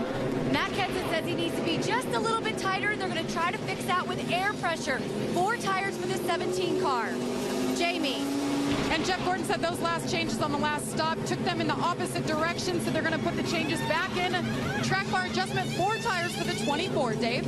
Leader Carl Edwards said on average that was better over the run. Little tight in the center. They'll make an air pressure adjustment for that as they come around to the left side. A 4-tire change. Sunoco Fuel finishing up on the second can. Slow on the left rear, and they'll lose a spot on pit road. 17 car, as Dale Jarrett has called earlier today and all year. Great job for Matt Kenseth bunch. He will gain a position. Carl loses the spot. Earnhardt Jr. up 1. Kevin Harvick up 3 positions tonight. Back with the restart here in just a moment. Under caution for the 3rd time, Carl Edwards lost the lead on pit road by virtue of a slow pit stop. Here's what happened a moment ago. Now watch the right side, guys. Really no catastrophe on this stop, just a little bit slow on the right side and a little bit slow on the left. You see there, hitting a few extra lug nuts, and here they lose just a little bit of time in the lead off pit road. Let's listen to Bob Osborne, the crew chief. You guys have got to do a better job than that. I don't want to hear it. You have to do a better job than that. That's embarrassing. You guys can do it. You can do it. It's best on pit road. We got a long day. Just he's challenging those guys as a crew chief. And here we have the restart. Kenseth trying to hold off. There's Jimmy Johnson. Remember the lap down on the inside. He got himself up in that position. There's going to be a penalty either for Ryan Newman or Casey Kane. I'm not sure which one was in the wrong there, but you can't start side by side on that. See Johnson, he's giving it all right here. We'll try to get this lap back. And these guys at 17, the teammates in the Roush Fenway car, do not want to give him that lap back, not on the racetrack. No, they don't want to, and there's a lot of pride in that Jimmy Johnson camp, too, that they'd like to say, hey, we earned this lap back. We made it up under green. We didn't have to get a special pass or anything. So if he can get out front, he knows he's been fast enough to do that for a few laps if we should have a caution. And NASCAR said that Casey Kane was laying over on that restart to try to give way to some of these guys, and so they're going to let that one slide. Well, Jimmy Johnson is driving the wheels off the car. Whoa, a little bit slip there in the corner, and that'll give the 17 car the advantage up high. Here comes Jeff Gordon, Johnson's teammate, moving in that battle for third spot. Jeff Gordon looking very racy right now. And you talk about driving the wheels off of it. That'll be something that Jimmy Johnson will have to be careful of right here. He doesn't want to run this too hard because he is in that position. But these guys, these Roush guys, they're trying to make Jimmy race hard. They want him to have to race hard right now. Yeah, they're dealing with not only a good race driver, but one that's pretty smart too. So Jimmy understands that, and right now he's going to have to just back off a little bit and hope that he gets a caution to get that lap back. He just called the cavalry in the form of Jeff Gordon to come help, and a little bit of reinforcement there in the draft. Yeah, just said, don't pick on my teammate. The 88 is also there. What about the unknowns in these races here? We ask Jimmy Johnson's crew chief, Chad Canals. Everything is calculated. Obviously, there's a lot of unknowns out there. We don't know exactly what's going to happen. You could have a mechanical issue. You could get caught up into an accident. But I think that if you're racing within your comfort zone, and by doing that, you have to have a very fast race car, and Jimmy has to be switched on. The pit crew has to be doing their job. You're willing to do things to try to get the victories. If you just joined our coverage, the reason Jimmy Johnson is a lap down, he was speeding coming on the pit road and had to come through in a pass-through penalty, and that cost him a lap to the leader, Carl Edwards. Well, these teammates look racing each other hard. Yeah, and Dale Jr. looks a lot more racy on fresh tires here. Here's some more teammates racing each other hard. The 10th and 11th spot, Tony Stewart, the 20, the 18 of Kyle Busch. Whoa, Kyle Busch really sideways there. Almost got into the side of Reed Sorensen as he was trying to make that pass on Tony Stewart off turn 4. Left side of your screen, Earnhardt Jr. just pulling away from Jeff Gordon now that he's made the pass. These guys know that they only have about less than 10 laps of what the tires will feel really, really good to them before they start sliding around a lot more. So they try to take advantage and make up as many spots as they possibly can in that time. It's almost 4 wide right here. You see Kyle Busch really fighting that race car too today. 26 car is McMurray. He is in position right behind Stewart and Kyle Busch in 12th spot. David Reagan is the 6th car. There's Reagan out of Unadilla, Georgia. This is his home racetrack. Having a good run back in 13th. Michael Waltrip back in the 55 car. He's being shown in 14th spot. Casey Mears in 15th position in the 5 car. See Reed Sorensen racing that 15 car off Paul Menard really hard too. You got cars that are lap down, cars that are on the lead lap, all racing hard.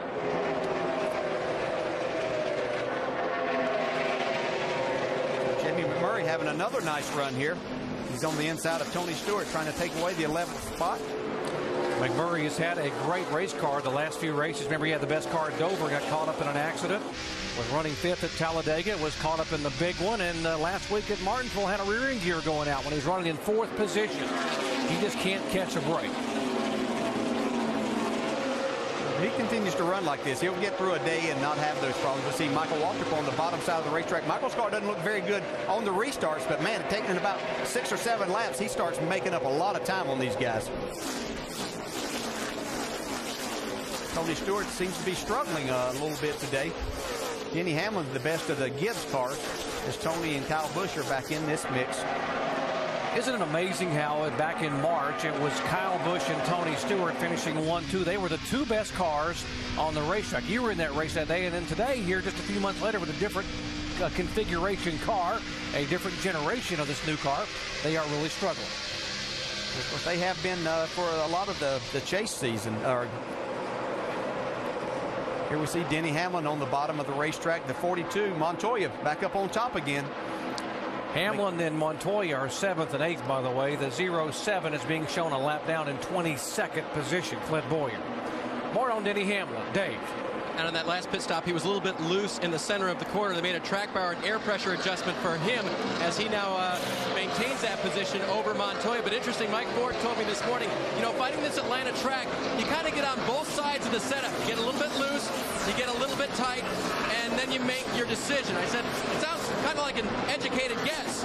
And he goes, yeah, some of it's a guess, some of it is educated.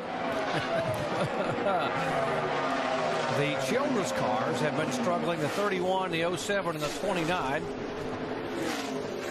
See the 07 almost sideways coming out of the corner. There's a 29 of Kevin Harvick, who was so good in happy hour practice on Saturday afternoon. He wasn't good earlier, but now he seems to be making a nice little comeback. Shannon? Kevin Harvick started this race with a lot of optimism because they were in their #1 car, the top 10 cars. Well, when they started, it was plowing, it was pushing, it was loose. All three things Kevin used to describe this car. It was all over the place, very unhappy. He said we went from the second best car to the second worst car, but they've been working on that car. Track bar, air pressure, 4 tires, and now the car is starting to come around for Kevin Harvick. He's definitely going the right way now. He's up inside the top 10 now in the 9th spot, and they had fallen well out of the top 10 on that long run. Back up front, Matt Kenseth, who assumed the lead by virtue of great pit work by his team and a little bit of a stumble on the 99 team, has held on since it came back on the racetrack. Kenseth has now led twice for 15 laps. Back after this message and a word from our ABC station. Under caution for the 4th time today at the Pep Boys Auto 500 at Atlanta Motor Speedway, the 9 car. Casey Kane, who had been struggling for the last 45 or 50 laps, finally got sideways. Here's what produced the yellow flag. Well, he's really been struggling with this car. You see, I mean, it's just out of control. He finally just cannot save it. And now he spins all the way around, blows all 4 tires out.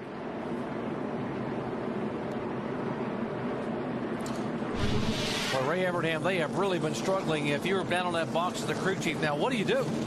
Well, make some big changes to make sure that, the car's obviously been super loose all day long. So I'd be trying to put a ton of left rear spring in it, get that track bar down to get as much wedge until he just was saying screaming tight. Seems like these guys are talking about everything you used to do to a car. You have to do opposite now to this new car because it doesn't react the way it used to in the old days. Pit stop. Let's go down to Shannon Spade. Matt Kenseth said the car is just a little bit loose and they're going to make a quarter round down on the track bar. Air pressure in the right rear. 4 tires and Sunoco fuel for this 17. Jamie. Guys, the 88 of Junior is in right now. He said this car was falling over on the right front. They will make an air pressure adjustment for him as well as a track bar adjustment, or actually a wedge adjustment on the 88. The 99 of Carl Edwards is in, gives up 2nd place. He said this car was freer in this last run, so they'll take on 4, put in Sunoco fuel, but they'll put the air pressure back on the left front to try to help him out. Here's the race off of pit road. Carl Edwards this time doesn't lose a spot. He will come out in 2nd position. Earnhardt Jr. back 1. Kevin Harvick up 2 positions. Back in just a moment. ESPN's coverage of the NASCAR Sprint Cup Series on ABC. Brought to you by Toyota, moving forward. Bank of America, the official bank of NASCAR. Coca-Cola Zero, real Coke taste and 0 calories. And Sprint. The chase for the Sprint Cup comes to you with NASCAR Sprint Cup Mobile, only from Sprint and only on the Now Network. Under the 4th caution of the day at Atlanta Motor Speedway, the good news for this caution flag was this car. Jimmy Johnson, our points leader, able to get the free pass. He was the first car lap down, and he will be able to get back on the lead lap. What was the bad news in this caution flag? Well, issues on pit road for the 88 car. See that tear off? That should be torn off. Yeah, they didn't get it off, and they tried to race these guys off pit road and just didn't take enough time to get that thing off properly. This could cause Dale Jr. a lot of vision problems on this restart. See right there, they just didn't quite get it off. Jackman was trying to pull it. Let's listen in. It's all right. The wind's probably going to get that. I think we might only have one left, so whoever puts them tear offs on ahead a bunch of my way, right in my line of sight, a bunch of bubbles. Yeah, that can be a problem if they don't get that thing cleared when they put that on. Those are great things to have on the windshield, and especially at a place like this. But that's going to be an issue for Junior until that thing does blow off. The 55 car, Michael Waltrip, has been on pit road quite a while, had been on pit road quite a while, and obviously they were having trouble, we said, with something a short in the helmet. Yeah, he's had that going on for a while. Just kidding, Mike. They had something wrong with the radios in the helmet. He's being shown as the last car on the lead lap back in 20th position. Green flag back in Atlanta. Matt Kenseth, Carl Edwards, Jeff Gordon, Earnhardt, and Kurt Busch. That's the top 5. You see Clint Boyer, that first car down on the bottom. He's the first car lap down to see Junior. I believe you just can't see there right now, maybe. Looks like that thing has already blown off. Gone. Yeah, he's good now. Okay. He probably couldn't see for a second until it blew off. He had a big wobble there in the corner coming back to the green flag. Let's see where it went here. It's coming off there. Still not gone yet. There we go. Where it goes. Yeah, imagine trying to drive looking through that at 190 miles an hour. You basically feel your way through the corner with that thing on there. Yeah, it's no fun at all. I've had that to happen before, and that's just no fun as you see him go to the inside of Paul Menard now. The key thing here is the pit crew and the driver didn't panic when that thing didn't come off. They knew that it would blow off as soon as they put that 170 mile an hour wind on it, and it did. Everything worked out fine. They didn't have to come back down pit road. Up front, let's see if Carl Edwards can move in on his teammate, Roush Fenway teammates. Matt Kenseth is the leader. Take the lead away. Right now, Carl Edwards has led the most laps. He has led a total of 4 times for 81 laps. Matt Kenseth's car is very strong now. He's proven to be at least equal to this 99 car. Yeah, it sure has. The car looks really, really strong from the center of the corner out. Car can beat him a little bit, maybe down into the center, but then Matt really can get in the throttle. Shannon? While there were some drivers on pit road having some issues, Matt Kenseth pit crew needs to be applauded. They got him on and off pit road in 12 seconds. This is the team that's currently 10th in the point standings. I spoke with his crew chief, Chip Boland, today. He said our goal is to be in the top 5, and if we run in the top 5 every day, we can certainly make that happen. Dave? Hey guys, did you watch the truck race yesterday with teammates running first and second near the end of it? DJ? Yes. And it was reported that Kevin Harvick, who owned the 2 trucks, said, we don't race for points. No one's going to move over Ryan Newman and give Ron Hornaday those points. Well, doesn't look like they do at Roush Racing either. Here's Carl Edwards, who needs to lead the most laps, get as many points as he can, maybe those 5 extra bonus points in order to win the championship. Matt's still kind of out of it. I don't see Matt moving over. That's the way it should be, too, Dave. I was wondering that when I was watching that truck race yesterday if that was going to happen, but that's the way things are supposed to happen. Wow, look at this 99 Carl Edwards sliding up across the racetrack there. Yeah, you have to earn it. Now, you know, there's been a lot of speculation about teammates and things like that and what goes on, but this is just pure racing. We see Jimmy Johnson here. He got back on the lead lap there. He got the free pass the last caution, currently in the 19th spot, but still looks like he's fighting that car quite a bit. Yeah, he sails by the 38 car of Gilliland. The next car that Jimmy Johnson will need to pass for position will be Mears, his teammate, in 17th position, and then Tony Stewart. Let's give Jimmy Johnson a lot of credit here. When he lost that lap, when he had to make that penalty move down pit road, he was 29th, or actually 30th on the racetrack. Now he's already moved up inside the top 20. He's in 18th spot and still gaining spots. Dave? Yep, our most recent recipient of the free pass took time on pit road during that stop to make a lengthy adjustment. Now they're trying to get this car a little bit better feel. It's been loose most of the day. They lowered the track bar on the right side. That happens with a wrench through the window, often during green flag pit stops. But on the left side, they lowered the track bar as well to try to tighten that car up just a little bit. That you have to take the tire off for and take extra time. And they're fortunate that they had the time to do that before they went back on the track. Michael Waltrip continuing to have some troubles after driving this car all the way into the top 10. This is about a lap ago. Watch what happened to him. Right up behind Jimmy Johnson. Man, this thing is completely out of control. Good save, Michael. Yeah, that's that same turn, too, where he slapped the wall earlier in the race and got by with it. So that gets your attention right there. Running about 175 miles an hour off of that corner. but he's still going. And he's still on the lead lap. He is the last car on the lead lap in 20th position. Jamie? And that is something the team is applauding right now. They had issues I have never seen down here. They came in for that pit stop. They couldn't hear Michael. Well, they figured out there was a shortage in his radio. They took the helmet off, put a different helmet on. He went back out, came back in, and they replaced the radio harness. Now they're hearing their driver, and they're just keeping their fingers crossed he stays on that lead lap. I'm not sure they wanted to hear him a moment ago when he got sideways, but he somehow did a miraculous job saving the car, and he is driving this one for all it's worth. Good job, Michael Waltrip, one of the guys that helped bring Toyota into NASCAR 2 years ago. And remember, it was Toyota got their first NASCAR Sprint Cup win here back in the spring. Fourth position, Dale Earnhardt Jr. moving in to try to take the fourth spot away from Kurt Busch. Car doesn't look quite as strong on the start here after the last caution as what it did in the previous one. So he is trying to take that fourth spot away from Kurt Busch. You see Junior trying to work the bottom side here. Kurt Busch kind of got that high line taken, so Junior's having to revert to the bottom side of the racetrack and try to make that work. It's not where he's been running for the majority of the day.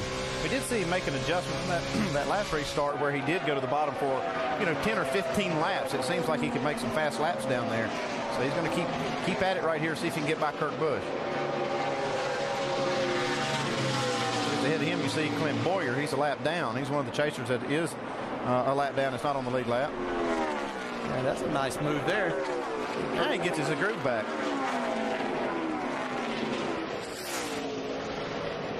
He'll be able to take this fourth spot away. See Kurt Busch slipping just a little bit down in the bottom side of the racetrack.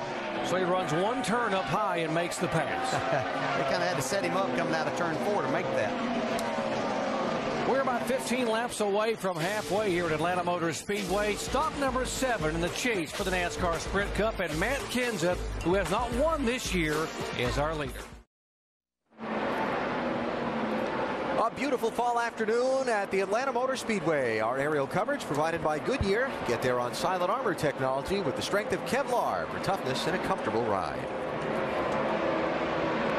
Creeping in on the halfway point today of race number 7 in the chase for the NASCAR Sprint Cup. There's your leader, Matt Kenseth. He has opened up a second and a third on Carl Edwards now. Matt, one of 6 different drivers that have traded the lead 11 times in this race. No question, though, the story of the day, Jimmie Johnson, driver of this 48, started on pole, qualifying rained out, lap 91, green flag pit stop, too fast entering, went down a lap after the pass-through penalty, and had a little help from his pit crew to get back in position to get back on the lead lap. Boy, he did. When he came down that pit stop at lap 112, Alan, he beat everybody that was 1 lap down out of the pit area, got himself back up to the lead position. Lead position car only 1 lap down, and that was the key right there. He got to the front, got the lucky dog in the next one. Now he's back in the hunt. Yeah, came in 8th. You know, he's 8th, Rusty, and his crew. We talked about it in the pre-race show, how outstanding they've been on pit road. Got him back out, got him in position when that next caution flew. He got the lucky dog. Now he's charging back up towards the front as the points.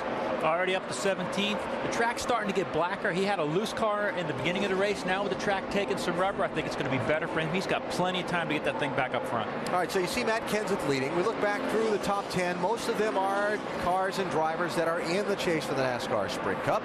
Let's talk about some of the other guys that are outside of the top 10 and how they're faring. In fact, why don't we start with the 10th place car, our Ford Up to Speed. Kyle Busch running there, Mike. And Alan, that's the car that Kyle Busch won with here back in the spring, but so far this day has gone completely opposite of the way it went back in March.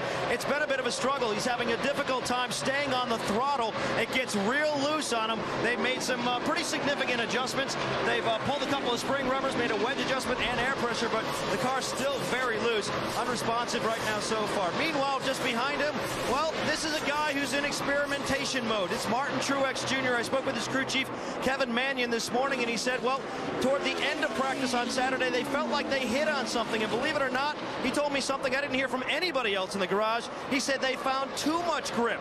They had to actually dial it back. So far, though, the car just a little bit looser than they expected here this afternoon. Shannon? Mike, David Reagan currently running 12. He considers this track his hometown track. Said a win here would be just as big to him as a win at Daytona or even Indianapolis. Right now, the car is a little free, but man, this kid has come alive in the chase. 3 top 10s in the last 4 races, looking to finish off this season strong. Mike? Talking about huge wins, Shannon, well, it will be absolutely incredible for the 83 team to come home with a victory today.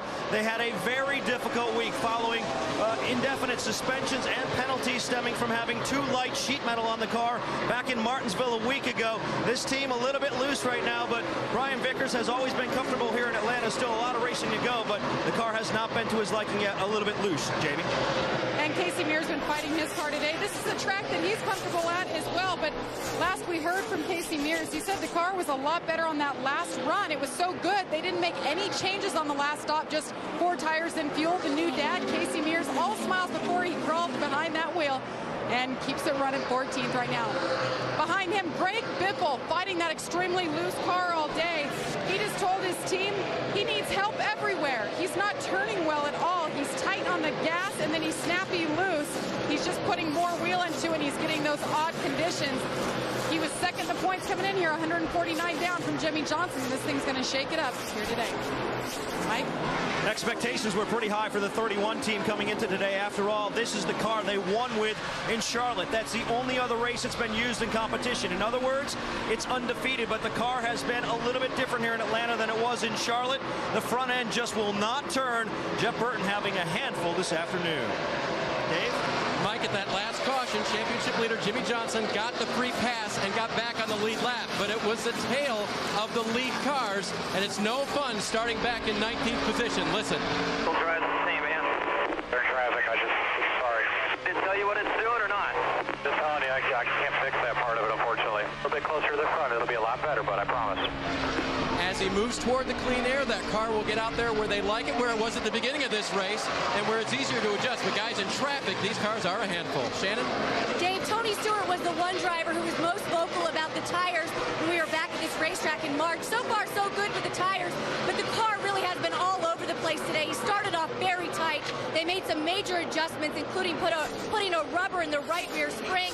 They went too far on those adjustments. The car has been loose on this run. They made a track bar adjustment on that last pit stop, hoping to help Tony Stewart out. Jamie?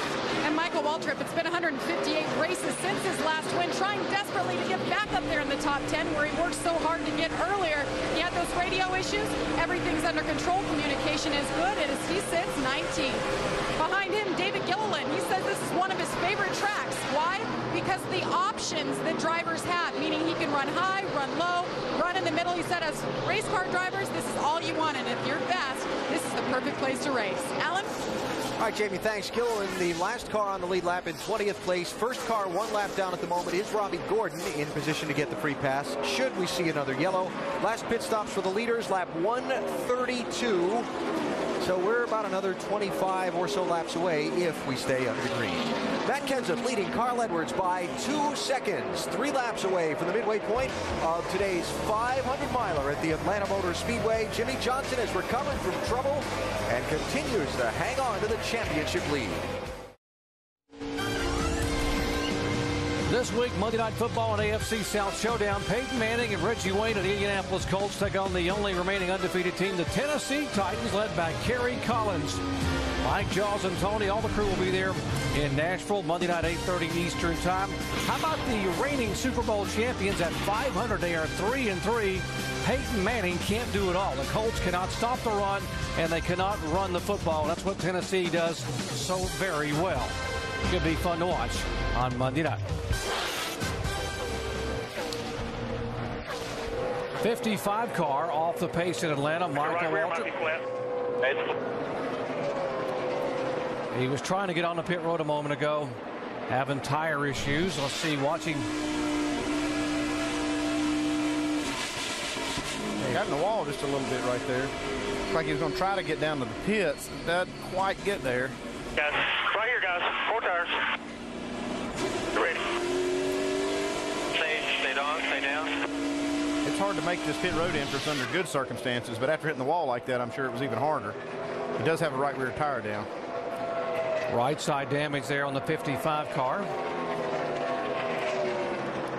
Coming in with that right rear heavy damage. Yeah, he had the damage when he had the contact earlier. He's already been on and off, and now they will come in and try to get the right side tires on. Jamie.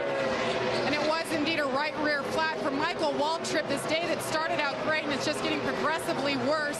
Track bar adjustment for him. They're going to go ahead and take 4 tires. Tough break, guys. Things can go wrong in a hurry after having the great run in the first 100 laps all the way up into the top 10. Now on and off pit road twice here in the last 25 laps. Up front, it is Matt Kenseth, who has now led 3 times for 58 laps. We have had 6 different leaders, 11 lead changes. His teammate Carl Edwards in second spot. Kurt Busch back in third. Jeff Gordon fourth. And Dale Earnhardt Jr. in 5th position. Yeah, Matt doesn't seem like he's showing any signs of slowing down and letting these other guys get to him. All the others stayed about a little over a second and a half back from him. There's our 3rd place car, Kurt Busch, and you guys called it having a good run here thus far at Atlanta in his Dodge. Let's listen in. We're just running a faster pace, and our right front spring is too soft to keep up. We're just too free. Much better power down with that air. Maybe we'll put a little more wedge in it by taking it out of that right rear again. Yeah, he's talking about that air pressure change they made help the car, and he's actually making a lot of time up on this top side of the racetrack. Yeah, his car wasn't quite as good as he wanted it on the restart there, and you talk about running those faster lap times, and the right front spring was just a little bit soft. It was making him too loose to run as fast as he needed to, but it's really working well for him now as they've got a lot of laps on the tires. Let's show you what we're talking about as we head down to our Chevy Cutaway car and Tim Brewer. Thanks, Jerry. Folks, it's a real delicate combination you're trying to get here because you're trying to get the air dam down as low to the ground as you possibly can. So we run these wear indicators right here during practice.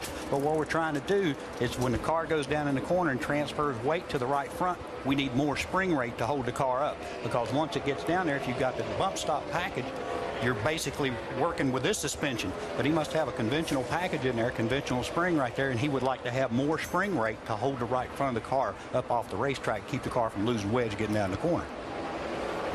Yeah, I mean, that would help definitely on the new tire setup when they go out there and run about 2 seconds, 3 seconds a lap faster than they're running right now. But once they slow down, looks like this package that they have under this 2 car is working pretty good. You could think about putting a little air in the right front tire and helping that situation. I think, wow. Oh, he's in the wall hard right there. Got in the right side pretty good. So we go to bragging on him. Yeah. We'll have to see if that creates a tire rub for him. I think that's the biggest concern would be that right rear. Maybe looked like that the body came in pretty close to that right rear tire. That is Pat Tryson, the crew chief there, looking on. He doesn't seem to be overly concerned, but I'm sure they got the spotters watching closely now as it comes off the corner, see if it rubs. So he's really been high. Right here, you just kind of, the car gets a little bit loose, and there's just not enough room to correct it. He didn't need much, but ran out of room right there.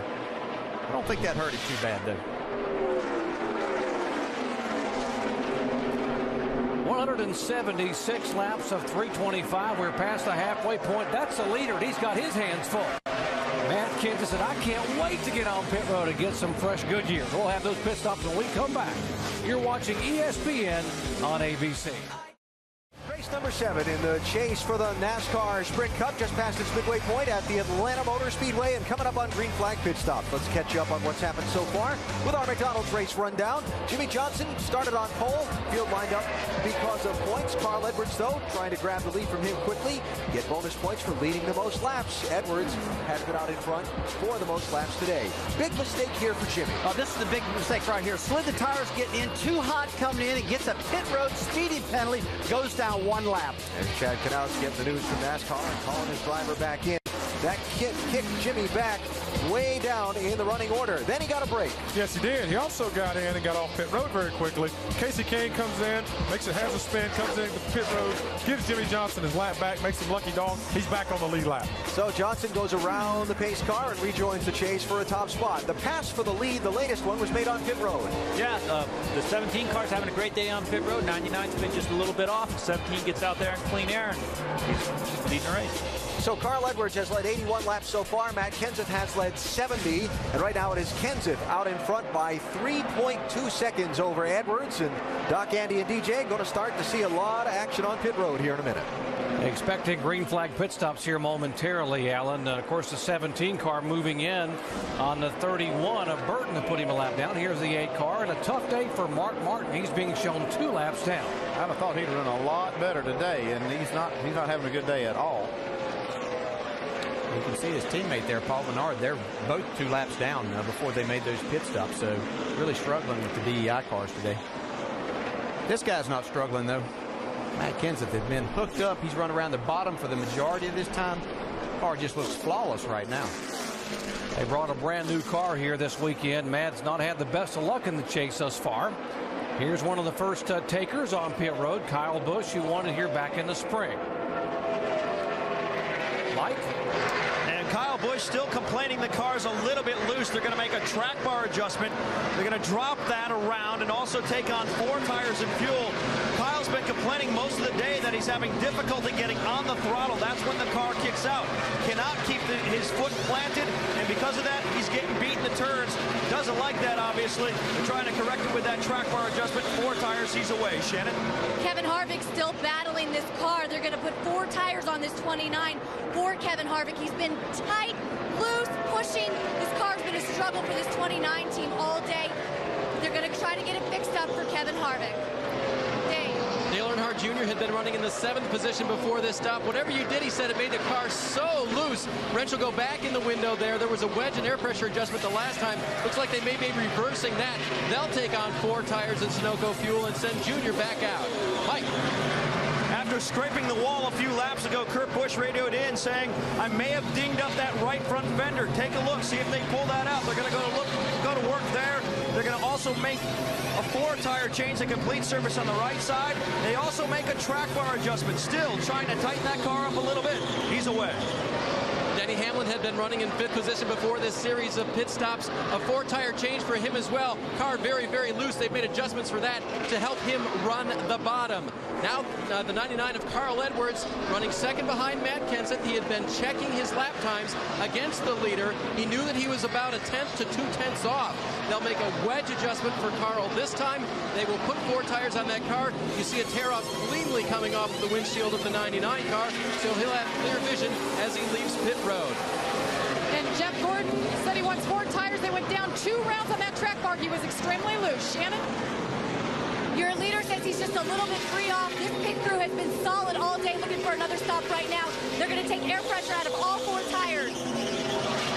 Jimmy Johnson had been struggling in traffic. This will be a wedge adjustment for Johnson on both sides of the race car. Wrenches in and out. 4-tire change for him. Also full of Sunoco fuel. Remember, he had picked up 3 positions in traffic and then had stalled out there. Was running 16th before this series of green flag stops. Leaders cycling through for their pit stop. The 83 would assume the lead a moment ago. That's Brian Vickers. He has been on pit road. Problem for the 6 car. David Reagan in for his stop. David Reagan missed his pit coming in. He did have to back up. That's definitely going to cost his team some positions on the track. He was running so well here today, guys. David had been shown in the top 15 for much of the afternoon, which will be by far his best run here at his home racetrack in Georgia. Reed Sorensen in the 41 car. Peachtree City, Georgia. His career best finish came in this race a year ago when he finished 3rd.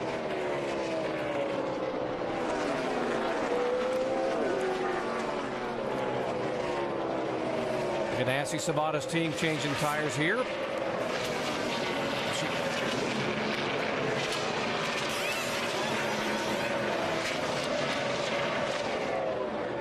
Look right here. Here's Matt Kenseth, our leader, and he was had about a 2-second lead before they made these pit stops. And there's the 2nd place car, Carl Edwards. He had over a 2-second, about a 2.5-second lead.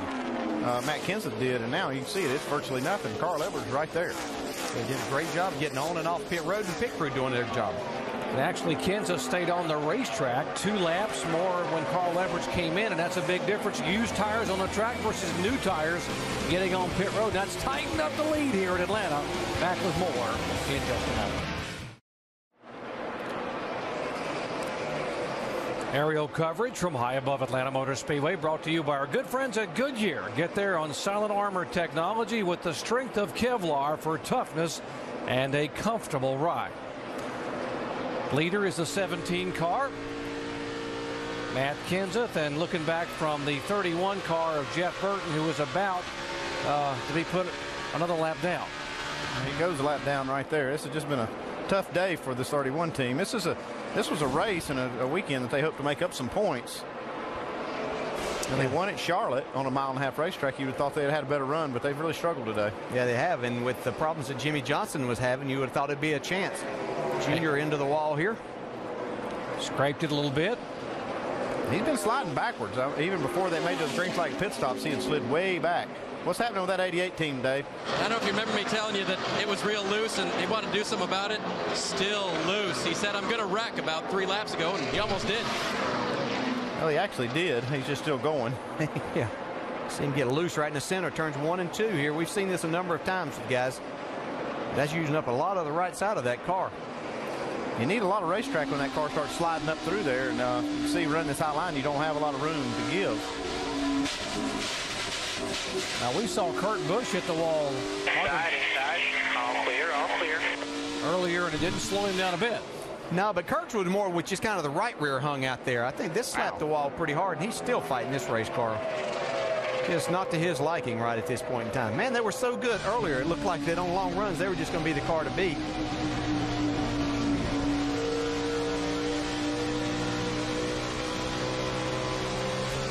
It is really a struggle. This racetrack is putting everyone into the test today, guys. The drivers, the owners, the crew chiefs trying to figure out how to keep these cars dialed in. Well, I tell you, before we had the first race here, we had a lot of tire issues, but right now it looks like there's no tire issues, except they just can't get any grip whatsoever.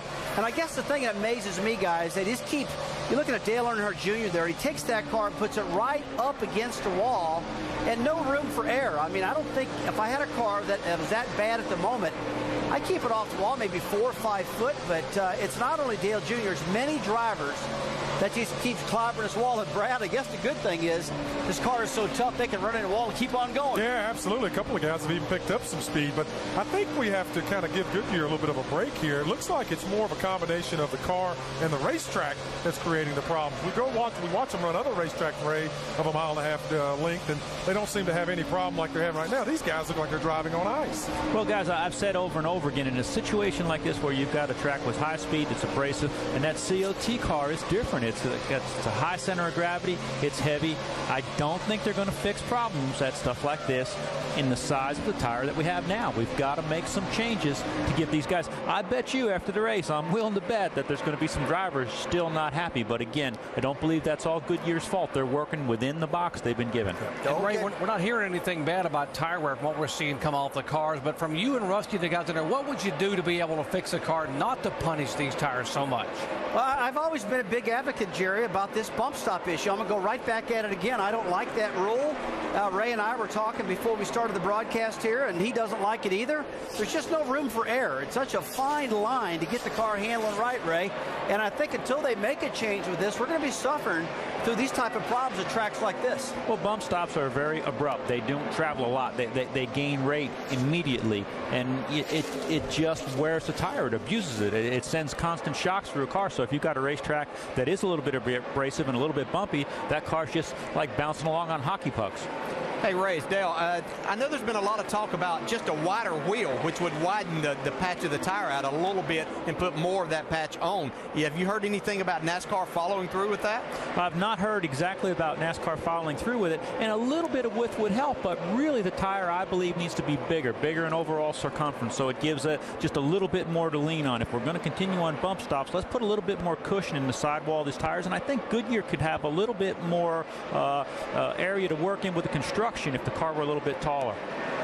But NASCAR has come out and said we're not planning to make any changes in this car for next year. So again, all of you drivers and crew chiefs got to put your hats on and say, okay, if this is the box we're going to work with, we got to figure out a way to make it work. Well, I got a feeling they've been doing that all year long, Alan. They've been working like crazy trying to get this thing figured out. You got to remember one thing, folks. This tire, this wheel size, we've had it for a long, long time and haven't had these problems until we got this brand new design car. I think a NASCAR needs to give a little bit and say, hey, look, we got to make a change. I know there's no rules for next year, no changes, but Brad, I think they got to do something. Well, I think it's obvious because we come back this time and we're seeing the same issue. Goodyear even gave us a tire that's got a little more grip on the right sides to try to stave off some of the problems we had last time with no grip. That tire wore away in 10 laps. As soon as the fuel's burned off, we're right back to the same thing. We got guys almost wrecking on the straightaways. Something has to be done. I thought when you started talking about changes to the new car, DJ would be jumping up and down up there because that's a favorite of his. But back to the race with Juan Pablo Montoya having a good run, guys. Montoya doing a great job here, Alan. Of course, coming off that great top 15 finish last week in Martinsville. He ran well here in the spring, finished 16th on a track that was tough for anybody to get a grip on.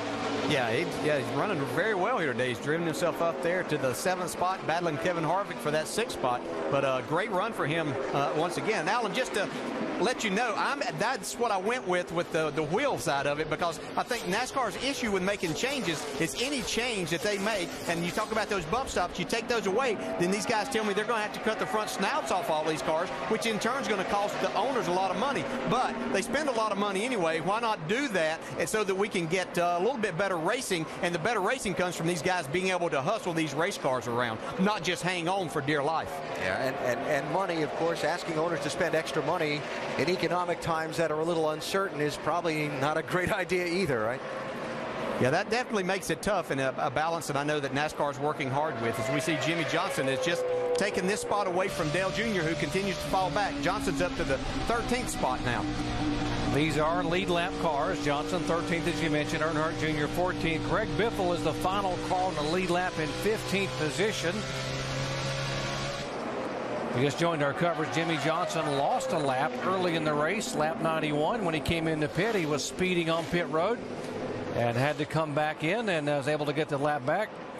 And here's the car we were talking about all weekend. Greg Biffle was so confident he would run well. He's never won here, but he's about to be passed and put a lap down by his teammate, Matt Kenseth. This is the last thing he thought was going to happen coming into Atlanta. He thought he had a good shot at this thing. Sure, he's extremely disappointed. I mean, the race is not over yet, but he is going to lap down. You see Carl Edwards now running right up to the back bumper of Matt Kenseth. You see Biffle up top, and when we think about these type of racetracks and we talk about all these other guys sawing on the steering wheel, you think of Greg Biffle when you think about hustling a car like that, and he's just not able to get it done here, so it tells you just how much they're off with that car. You see right here, Carl Edwards is still sawing on this wheel, and really this race is going to come down to who can do that the longest. I mean, can you do this all day long and still have some gas in the tank when it's time to go for the win? I mean, Carl Edwards is one of those guys you expect to be able to do this all day, but it's going to be tough on a lot of these guys to be able to handle these tough driving race cars all day long. DJ, I heard you mention that when they got the new car in, you had to really work it to get fit to be able to hang on to the steering wheel. And we, yeah, the 55 caution on the racetrack, the 55 car again, and this time the right side of the car, part of it sheared away where the tire just let go after contact. Got a lot of debris out there somewhere on the racetrack. Randy, we've talked about running up high, that the things that you could get into. And the one thing we didn't talk about was the debris that you can pick up as that goes up towards the top part. Looks like Michael, yeah, into the wall again. Yeah, right after that tire, you can hear the tire blow out. Two of them. Here he's coming down the backstretch after that contact with the wall, and the tire just explodes. So, yeah, I'd say there's debris. Right rear fender just sheared away and just pieces and parts everywhere. Yeah, what would look like was going to be a very promising day for Michael Waltrip and this Napa Toyota has turned into a nightmare for them now. It's unfortunate, but they had a great run in the first half of this race. Flat, we're coming, guys. We're coming. That brings out the caution for the 5th time today here on lap 209. 116 laps to go. Michael comes on the pit road. And we'll have to have extensive repairs done to that right side. You know, this gives Jimmy Johnson and them another chance to work on that car a little bit more. They've worked themselves up into the 13th spot. They're ahead of the two guys that were directly behind him in the points. And right now, Carl Edwards is the guy that would be in second spot if we continue at this pace. But it lets these guys work some more, possibly getting themselves back into the top 10 in this race. Not going to be good news for Carl Edwards' team either, because they're going to have the 48 team right in front of them about the time they're ready to pull off pit road. So could be interesting. Remember the first pit stop of the day where the 48 was able to block a little bit by doing it correctly, but able to block the 99. Let's go down to Shannon. Well, Matt Kenseth says these tires that he has on right now are just very slippery. He told his crew chief not to make any changes, just a slight air pressure in the right front. 4 tires at Sunoco Fuel for Matt Kenseth. Mike. Kurt Busch said he started out that run pretty good, but got loose in a hurry. They're going to make a wedge adjustment on this race car. Also a 4-tire change in Sunoco race fuel. Just trying to tighten them up for the next run, Dave. And this was a tighter run for Carl Edwards, but not by much. A very precise 1/8 of a round wedge adjustment. And the 48 pulls in front of him. Carl looks like he'll be able to get away clean. Best run so far at the end for Jimmy Johnson, he claims. A little loose in. They'll make a slight adjustment, actually a pretty big adjustment for the wedge on the back of that car. Johnson down and away. Pretty good race off of pit road. Now watch Edwards coming out. There's the 2 and the 17 racing all. And Denny Hamlin going around Carl Edwards. Look how close this was here between the 2 and the 17. Wow. Great job by Kurt Busch's bunch. Back after this message and a word from our ABC station. Lap 212 at Atlanta Motor Speedway. With 113 laps to go, we are under caution for the 5th time today. Pit stops a moment ago, and watch the move that Carl Edwards makes. He is sort of pinned in, got to get around the 48 car, and he's got the 11 car pulling on the outside. This is the Allstate Good Hands move of the race. Now watch, he has to thread the needle here. He almost hit one of the crew members for Jimmy Johnson, but great move by Carl Edwards not to make contact with Denny Hamlin coming out of the pits, and to stay safe for the guys on the 48 team. So Carl has saw that steering wheel both on and off the racetrack. Let's visit with him. He's our in-race reporter. Carl, Dale Jarrett, ESPN. You got us? Got you, Dale.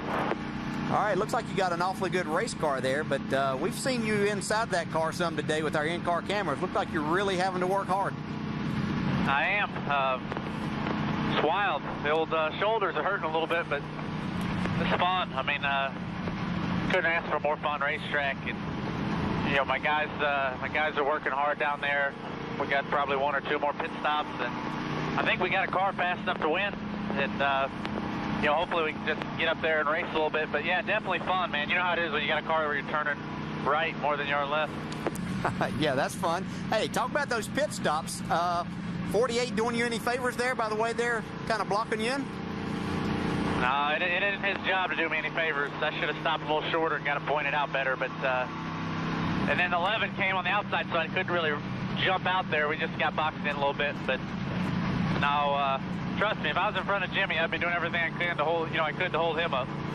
Hey, Carl, we heard a lot about the tires in the first race. How are they reacting here today? They feel exactly the same, which is fine with me. I like having to, drive the thing. That's a lot of fun. All right, Jimmy had some problems. Your chance to strike here today. Are you aware? I'm sure you're aware of that, but can you get this thing to the front and gain some more points? Yeah, I think so, man. Kurt's been running really well on the top. Matt and I seem to be about the same speed. I just need to be able to get up there and race with them a little bit. And I haven't raced with Denny yet, so hopefully we can get a good restart here, get a couple long runs, and find a line out here where we can get some throttle down. All right, Carl, thanks for talking with us. Good luck. Thanks, Dale. Carl Edwards has already had a pretty good weekend, had a big win in the NASCAR Nationwide car yesterday up at Memphis Motorsports Park, gained 80 points in his chase for Clint Boyer for that title. Dominant performance by Carl from the back of the pack, led 185 laps yesterday. He has led today 5 times for 82 laps, and now he is currently being shown in 4th position. Let's listen into the 88 radio here with Dale Earnhardt Jr. I'm telling you, man, you're just going to make this thing looser in. Pulling that right rear air, rounds, anything. It's just taking that feeling away. I can't do nothing else. I mean, you tell me what you want. Just tell me what you want. I can't put bite in. I can't move the track bar down. I can't take air out of the right rear. I can't put air in the right front. I can't put air in the left rear. We're out of options. Now we're going to go loose. You need to calm it down a little bit. Yeah, you don't think crew chiefs get frustrated too? He's doing everything he knows to do to this car to try to help and try to make it tighter, and he's running out. I mean, the adjustments are on the far end. That sounds like something Rusty Wallace would ask for. Guys, I tell you what, in this particular situation, the driver needs to give him a hit what he'd like to have. I mean, if it's maybe come in, lift the hood, put me some more rebound in the shock absorber in the left front, give me a rubber in the left rear to tighten me up, get the driver under these circumstances to tell them what they want. Yeah. No, you've got to get that communication. Sometimes the driver loses track of the adjustments they got. The crew chief knows what he needs to get that feeling the driver's looking for. The driver's just got to keep helping him. Don't say, don't do that, don't do that. Just, hey, man, just fix this. Tony Eury Jr. and Dale Earnhardt Jr., not only driver and crew chief, they are cousins, and they've been communicating like that for most of their life. I'm going to get into driver's defense a little bit in that conversation, in that sometimes with this race car, and this particular car is a lot harder to tell the crew chief exactly what you're looking for because it does so many different things. Kurt Busch leading him down as on the restart here, lap 215. Matt Kenseth, Hamlin, Edwards, Gordon, and Harvick. That's a top 6. 16 car did get the free pass at Greg Biffle to get back on the lead lap. Carl was was tempted to make it 3 wide there, trying to make a pass on Denny Hamlin. Had the 6 car down on the bottom. Carl's going to be in a little bit of a hurry. He wants to get back to the front. Still have a lot of racing, a little over 100 laps to go, but he can't let those guys out front get too far away.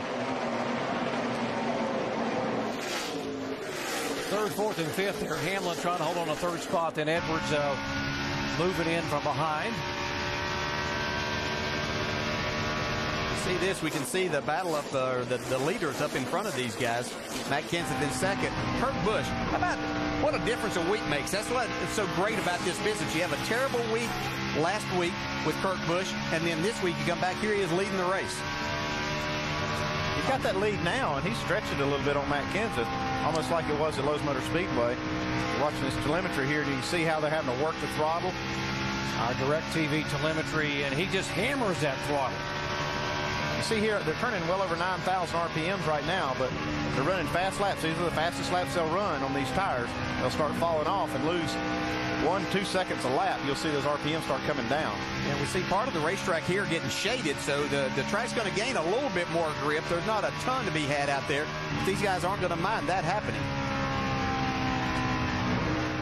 Pretty good battle here for 6th position. Juan Pablo Montoya, the 42, and behind him, Kevin Harvick. And there comes the 18 car of Kyle Busch. Yeah, they're going around the 28 of Travis Quaffle. He's 2 laps down back in the 26th spot. Seems like the 29 and the 42 have been battling all day long. Mike?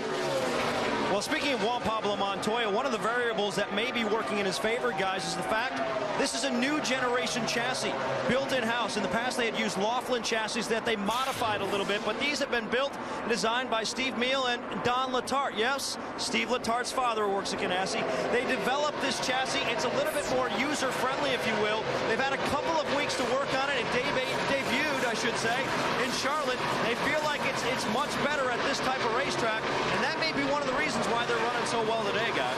Yeah, I think a lot of teams having to go to this in-house chassis. And Don Letarte, you speak of, he used to build chassis when I was at Robert Yates Racing back in the mid and late 90s, and very smart man and did a great job. So I know that's going to be a big help for these guys as we see Matt Kenseth closing in on Kurt Busch, trying to take that lead back. Kenseth right now has led the most laps today. He's led 3 times for 97 laps, and now he will go all the way downstairs. If he can slide his Ford on the inside of the Dodge, not quite yet. And momentum off of turn 2 kept the lead for Kurt Busch for the time being. We still have 100 laps to go here. Plenty of time. This racetrack is going to go through a little bit of a transition because you do see all the shade on it. And somebody else might rise up here and have a pretty good setup for this cool racetrack. Yeah, we've seen a lot of green flag racing though, Andy, but they can't make it on one more stop from here. It's going to be close. Going to be real close. I don't think they'll be able to do it. One thing is I don't think they want to stay out that long on tires. Yeah. Great battle here. Kurt Busch not willing to give that spot away. So it's been a while since I've been able to lead one of these under green. And although he did win in New Hampshire because of the rains coming with pit strategy, having the best run that the two cars had a month. Dead heat at the start-finish line. Matt Kenseth, one of 7 drivers who won a year ago, who has yet to win here in 2008. This is great racing. These two guys shows you the 2 different lines you can get around here in the same amount of time. It looks like Matt Kenseth is going to finally. No, here comes Kurt back on the outside. Denny Hamlin's kind of lurking back behind these guys, saying, you guys just keep racing. I'm making up a 10th or 2 a lap, and I'll be up there with you. More on the 17 car. Shannon. That bottom line is exactly where Matt Kenseth spent most of his practice sessions working on. The team told me that they know that most guys like to go to the high side in order to try to pass. So Matt Kenseth works on that bottom. Now, I told you on that last run, Matt Kenseth felt like the tires were just slipping all over the track. These tires so far looks like it's pretty good for the 17. Dave. And Shannon, the booth mentioned lurking back there. Denny Hamlin, they feel like they've got a great race car. He's been hugging the bottom all day as well. That's where they set the car up to run. And Mike Ford, his crew chief, told him after that last round of pit stop, buddy, if we get out in that clean air, I don't think they can touch you. They're on their way. Hamlin has never had a top 10 finish or top 5 finish at Atlanta Motor Speedway. That could change here today. Should be a good one there. Mike, Jaws, and Tony in Nashville, Tennessee on Monday night. Of course, the Colts won the Super Bowl 2 years ago. The other Manning, Eli, great effort last year. The New York Giants won it. Let's see who's got the effort today here. How about that 17 car of Matt Kenseth? Has never won here and has yet to win in 2008. Able to get by Kurt Busch, his second spot. And Denny Hamlin, as you mentioned a moment ago, he is moving, although he has a bit of a bobble there on the bottom of the racetrack. He's coming. He was a couple tenths faster than the guys first and second. What about our points leader, Jimmy Johnson, who had gotten back on the lead lap? There's the 48 car.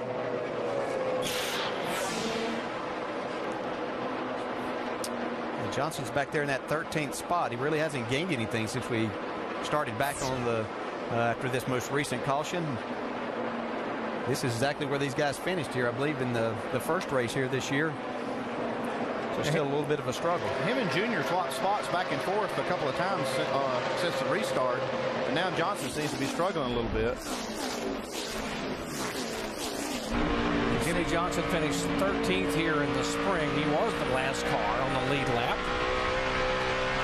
Right now there are 15 cars on the lead lap with Greg Biffle, who was able to get the free pass and get back on the lead lap, being shown in 15th position. 1, 5, and 88. This is 10th, 11th, and 12th spot. Truex, Mears, and Earnhardt Jr. Looks like they got this 88 car dialed in just a little bit better on that last pit stop. Starting to go the right way. He was sliding backwards pretty fast before they had this last stop. Yeah, looks like they've helped it. Whoever came up with an idea there to change something. You know, the 5 car, Casey Mears, coming off a very good run. He finished 6th at Martinsville, Virginia. And although he's really enjoyed driving for Hendrick Motorsports, so he's really excited about the plans for 2009. Here's what he had to say. About it. I mean, RCR is a great team.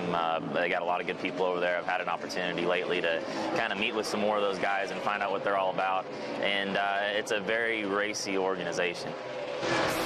And it was announced this week that the new crew chief for Clint Boyer will be Shane Wilson. That means Gil Martin, the crew chief right now for Clint Boyer, you see him on the left side there, and this entire 07 team will be with Casey Mears next year. Now, Gil told me this morning they will be testing with Casey the week after Texas, so they're speeding things up, and I asked if there's any possibility they'll get Casey in a 4th RCR car by Homestead, and he said the chances are probable. So it's interesting swap up, guys. Brand new team for Clint Boyer, the old proven team for Casey Mears in 09.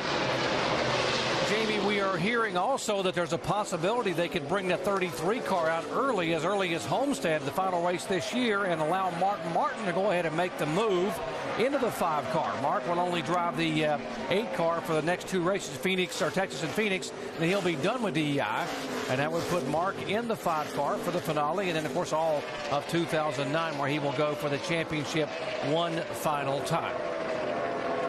Mark Martin sure has struggled today, though. He's running 27th. I really expected Mark to be one of the cars to beat here today. I'm kind of surprised that he's not had a better run.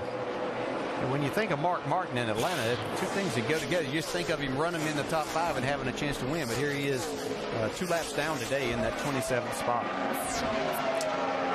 29 and 18. These guys have been going back and forth here. 7th and 8th. Harvick in 7th. Kyle Busch is 8th. And Kyle Busch was our winner here in the spring. Toyota's first victory. Hasn't exactly had the car that you would say would be up there battling for the win today, but has made a nice effort. We saw it earlier in the race being extremely loose. It looked like he's got the car a lot more under control right now. Trying to get what they can get here in the final 90 laps. This is 10th and 11th. Truex and Earnhardt Jr. Now Dale Jr. going back up high. See a little bit of a wiggle right there in the center of the corner. Still doesn't have that car exactly where he wanted. He was up beside the one car just a few laps ago, but fell back. There's a run for Kyle Busch up on that top side, trying to get a run on Kevin Harvick, who's been committed to the bottom most of the day. See, just behind them, Jamie McMurray with another nice run in the 9th spot currently. McMurray won his very first nationwide race here 2 weeks after he won his first Cup race at Charlotte back in 2002. So been a pretty good track for Jamie over his career. It'd be nice to see these last 87 laps go by without much happening to that 26 car. They've had some of these good runs, just haven't been able to finish it off. So we see Junior going to the bottom side now and trying to make the pass on Martin Truex. See, he's still fighting the car, getting down to the center of the corner. Got to give him credit for effort. I mean, he has really put a lot of effort in this thing. He's moving all over the racetrack trying to find a groove, make this car go to the front. He and Tony Jr. are trying to come up with a setup to make this car go to the front too, and they're not giving up. You can see how loose he is, but he's still going to the front. McMurray going by Harvick for position. Kevin Harvick struggling that last lap.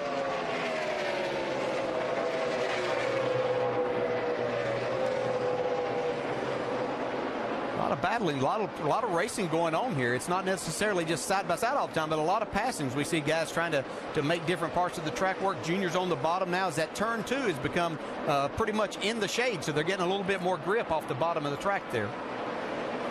We talk about how much this track changes through the course of a race, and back in Countdown, Ray Evernham talked about how this track will change so much in the final 50 laps. Folks, you don't want to go anywhere. Stay tuned. You're watching ESPN on ABC. ESPN's coverage of the NASCAR Sprint Cup Series on ABC.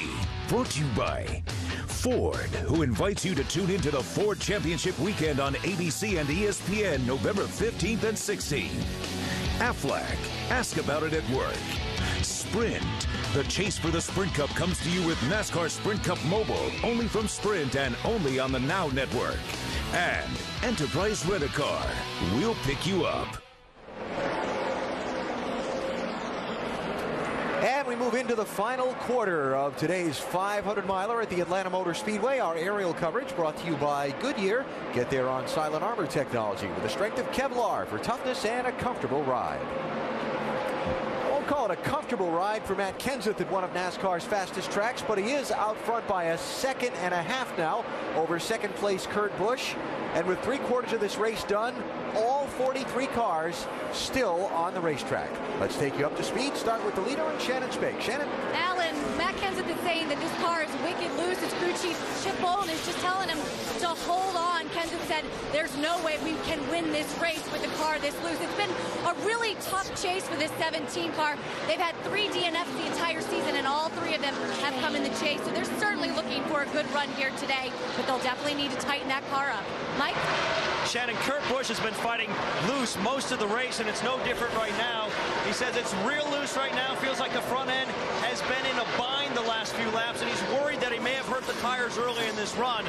Expect them to try to tighten that car up once again next time they come down pit road. Dave? Running in third is Denny Hamlin, and may not push the issue right now. Crew Chief Mike Ford asking him, can you save us a little fuel? Denny says yes. They believe they're, before the run started, about 3 laps short of making it on one more stop.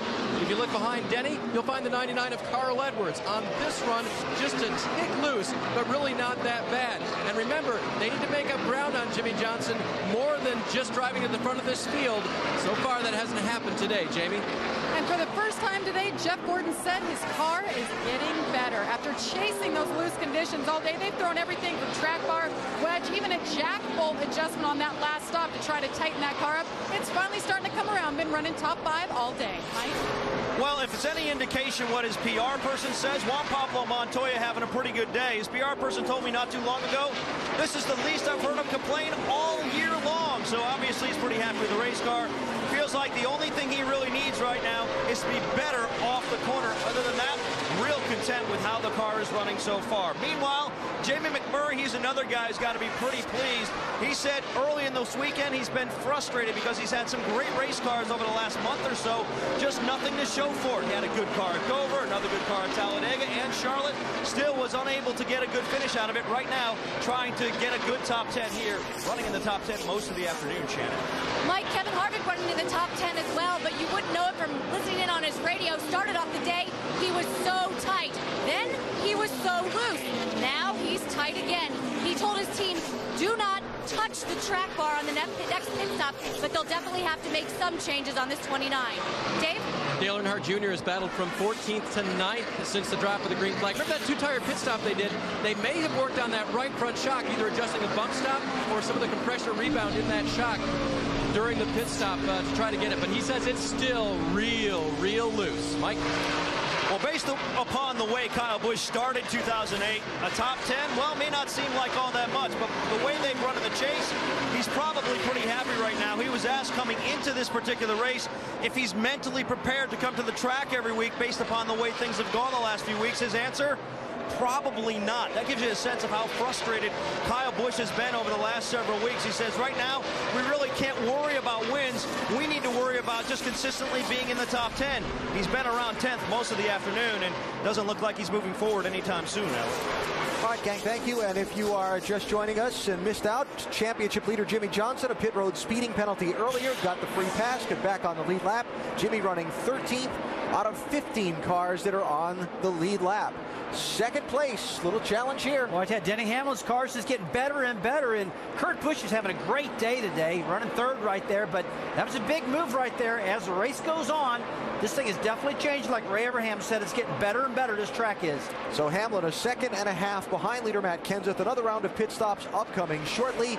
Will they be the last pit stops of the race, and will fuel mileage come into play? No will be the answer to both, because caution has just come onto the racetrack.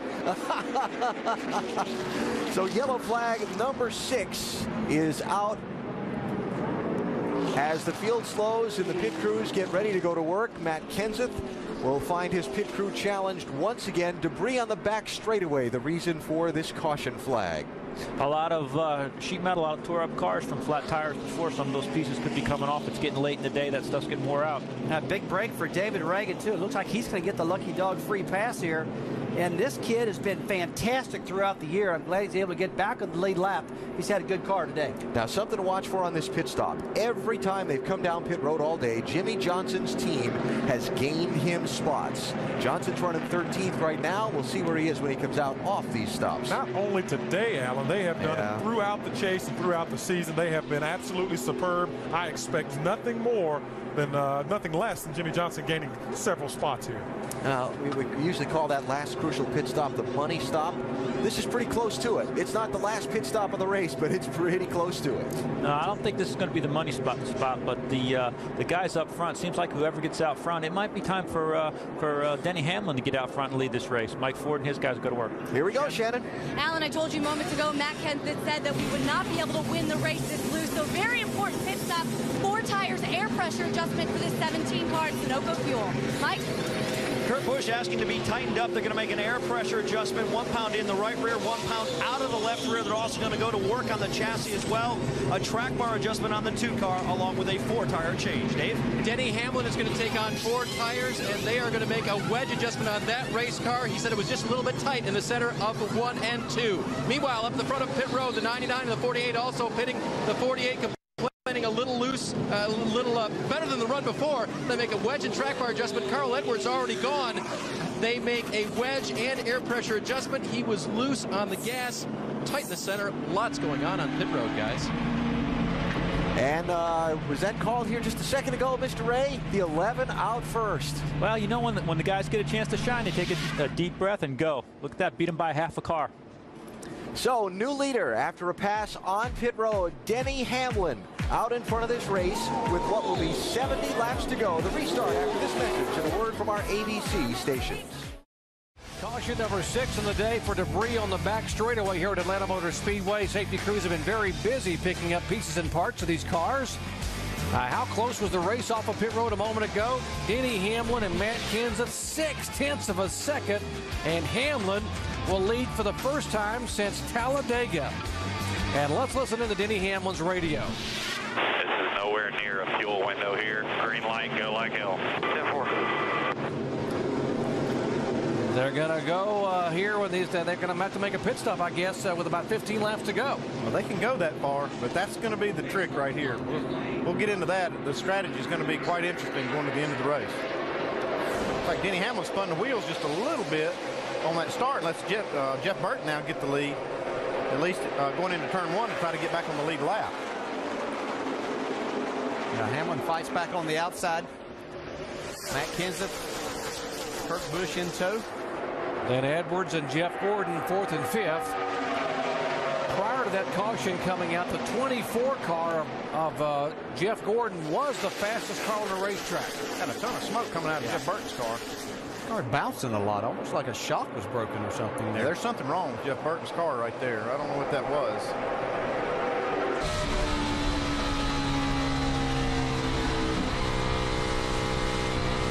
Didn't smoke quite as bad through that corner. Still smoking a little bit, though. Tire rub, maybe. Car bouncing on the tire. Mike? And, Doc, you are correct. He just came over the radio and said tire rub. The kind of day Jeff Burton has had. This is, we mentioned the car he won with at Charlotte, but he has been shown a lap down from like the last 130 laps. Now getting past by the 24 car. Burton back in 17th position. You wonder why that is, if as long as they got everything tight, or if they didn't get it tight, maybe it's moving around a little bit there, but it's kind of strange that it would happen now. You can see right behind, he's battling Jeff Gordon on the outside, and you see Dale Jr., who had a great pit stop there, got himself back up in the 6th spot. Jr.'s back in the game now. I believe we saw a little damage on the left front fender of that 31 car, and it finally clearanced itself a little bit after they run a few laps. And before we get too far into this, Andy, we know they're going to have to make one more pit stop, but there could be a little different strategies played out. Well, here's the thing. They can run up to about 50 to 55 laps on a tank of fuel. They have to go about 71 laps to make it to the end of the race. And what the trick's going to be now is just to figure out when you make that pit stop. There's a gamble right here. You could come in a little bit early and have a little fresher tires over both of these runs and come out pretty well, but you're going to have to pit early. You'll have to pit before you're out of fuel. 31 car able to now get it back all of a sudden and go back around the 24 car of Jeff Gordon. Let's update the 88 car with Dave Burton. And to Andy's point, most of the teams are telling their drivers, we can't make it. We will have to stop one more time. Junior's included on that last stop. Remember, he was very, very loose. Air and wedge adjustment. And according to the team, a boatload of wedge on that. They took a big swing at it, so that hopefully on the last pit stop, they won't have to make too many adjustments. I think the racetrack and cooling down of temperatures might be playing into these guys' hands a little bit too, because they've gotten awfully loose. Even though they've made some adjustments, they've probably held. But you can see the shade right there. These guys are running on the bottom of the racetrack in 1 and 2 in particular. All 43 cars are on the racetrack. Scott Riggs back on the track after being down 126 laps for repairs in the garage area. There, Denny Hamlin, our leader. Matt Kenseth in 2nd spot. Carl Edwards 3rd. There's Hamlin. Guys, a lot's going to change here in these final 60 laps. You guys commented on it in Countdown, how much this racetrack changes in the final 50. Yeah, Ray and I are down here talking about this right now. I mean, I can't remember ever coming to Atlanta, Jerry and guys, that this track has not tightened up as the sun goes down. So I expect these loose race cars to get better and better as it goes on. And as DJ pointed out, you've got that shade. It's bringing the track temperature down, and the track is getting black. This tire is softer. It's taking rubber, and the guys with the looser cars are going to be picking up speed. You love coming to Atlanta Motor Speedway. 2 of the last 3 races we've run here, the leader with 10 laps to go hasn't won the race because things get a little hairy here toward the end. Oh, yeah. As Alan Bestwick likes to say, don't go anywhere. Things are going to change here. We have no idea what's going to happen. We see Kyle Busch on the bottom of the racetrack here trying to make up some time as he goes around Jeff Gordon. Juan Pablo Montoya, who's had a fantastic day right behind this group. Kyle Busch with that Halloween paint job. His entire chase has been rather frightening. He, after dominating the regular season with 8 wins and over 1,600 laps led.